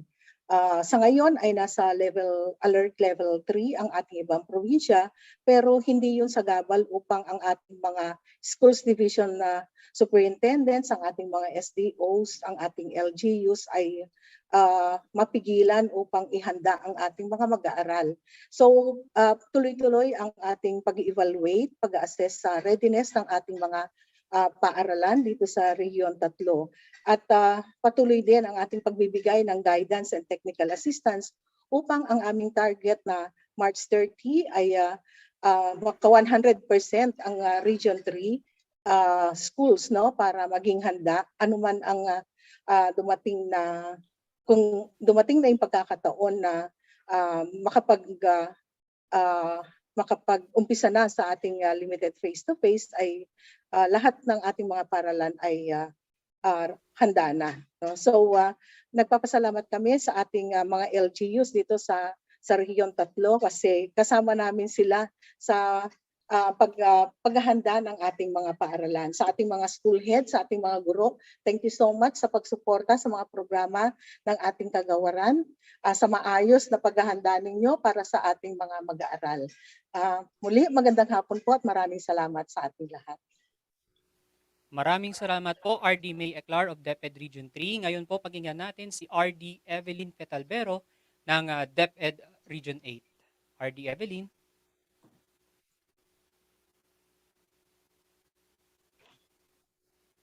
Magandang hapon po muli sa lahat, lalo na kay Ma'am Liling, ang ating mga media partners, kanina hindi ko sila nag-greet, at ang lahat ng nanonood ngayon sa buong Pilipinas. I believe it is countrywide po ito. Kasi itong EduAKSYON ay isang napaka-magandang exercise na pinangungunahan ng no less than our beloved Secretary upang maipahatid ang mga kalakaran, ang mga developments at ang lahat ng mga pinagagawa ng edukasyon sa lahat ng regions ng buong country para maipagpatuloy natin ang basic education learning continuity plan amidst this COVID-19 pandemic. Now, on behalf of DepEd Region 8, we would assure the secretary, our beloved secretary, and the whole of Region 8, that with the good collaboration among our stakeholders, number one, our parents, our partners, the LGUs from the province, even from the congressional districts, and there are 12 of these congressional districts all over Region 8, and then sa mga municipalities, sa cities, up to the down to the barangay levels. We are always gearing towards bringing normalcy in the way we deliver basic education. And so with that, we are happy to inform you na yung 406 na reported natin na ready for the expanded and progressive implementation of the face-to-face classes ay nadagdagan with the additional 19 coming from Maasin City Division to make it at the moment 425 schools ready for the expanded face-to-face holding of classes. Kaya lang, dahil dalawa pang places ang under level 2 at yun ay ang province of Biliran and Southern Leyte. So tatlong divisions lang muna ang makapag-implement ngayong Pebrero. And these are, this involves 3 schools division offices dahil ang probinsya ng Southern Leyte mayroong 2 schools divisions. The Southern Leyte Schools Division itself and the Maasin City Division. So I'm happy to inform you that on February 7, there are 9 schools to open up, and these 3 come from Southern Leyte, while Maasin City would kick off also with their 6 schools. But on the day of the heart, the day of love, on February 14, madagdagan ito ng 25 schools, 19 again from Maasin and 6 in Biliran province. So a total of 34 schools out of the 425 schools that have been evaluated and to be and are declared to be compliant with our SSAT and having submitted the requirements as being promulgated based on the policy of the Department of Education. And we thank Ma'am Liling na ang approval na ng pag-kick-off to our expanded implementation ay nasa regional office na lang para mas madali po. And we can cater immediately to the claymore of our stakeholders, especially our LGUs, na gusto na talaga nila na magkaroon na ng face-to-face classes, although it will not be the same as the traditional classroom interaction during pre-COVID times. So my dear Ma'am Liling and the rest of the EXICOM and our fellow implementers of basic education, we could assure that in DepEd Region 8, with the help of all our stakeholders, we are always on our best foot to really deliver quality, liberating, and very responsive basic education in Eastern Visayas. Congratulations again, Ardiram and your team of DepEd Region 6. Mabuhay! Maraming salamat po, RD Evelyn Fetelvero of Region 8, RD May Eclar of Region 3, and RD Ben Paragas of Region 2. Para po sa ibang mga katanungan na hindi natin nasagot, we will send our answers via Viber. Maraming salamat po sa ating mga media partners na ating nakasama for today's press conference. Madamogid nga salamat, Ma'am Jemima, no? And also, madamog nga salamat, Secretary Leonor Magtolis Briones, na ating nakapanayam ngayong araw. Also, we would like to thank Undersecretary Annalyn Sevilla, Undersecretary Welly Cabral, Assistant Secretary Malcolm Garma, Director Lopez Santos III, Director Ronilda Co, RD Ramiro Itico of the DepEd Region 6, RD Ben Paragas of DepEd Region 2, RD May Eclar of DepEd Region 3, and RD Evelyn Petalbero of DepEd Region 8. At sa iba pa nating nakasama na mga officials ng DepEd ngayong araw, na nakapagbigay po tayo ng tamang impormasyon sa ating mga media partners na sigurado namang makapagbigay linaw sa mga katanungan ng media, magulang at ng publiko. Maraming salamat at balik sa inyo Sir Leonil at Ma'am Valin.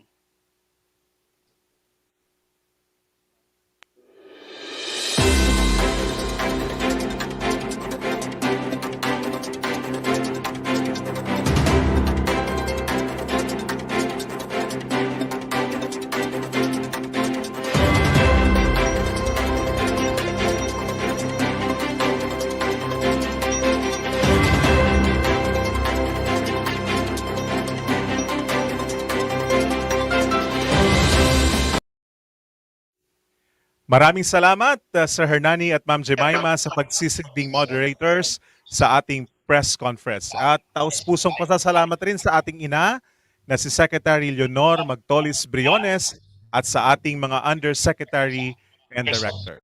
Madamo gid nga salamat sa ating mga media partners na nakiisa sa ating talakayan. Nais din naming pasalamatan ang mga nakasama natin sa likod ng camera para sa matagumpay na programa ngayong araw. At syempre, maraming salamat din sa mga tumutok sa ating Facebook Live. Dito na nagwawakas ang ating programa at talakayan tungkol sa mga aksyon at mga solusyon na ipatutupad para sa pagpapatuloy ng edukasyon. Muli, ako si Leonel Salvilla, Division Information Officer ng Schools Division of Iloilo Region 6. At ako naman si Valin Dayandayan, Teacher 2 ng Iloilo National High School. Ito ang EduAKSYON. Aksyon at solusyon para sa edukasyon.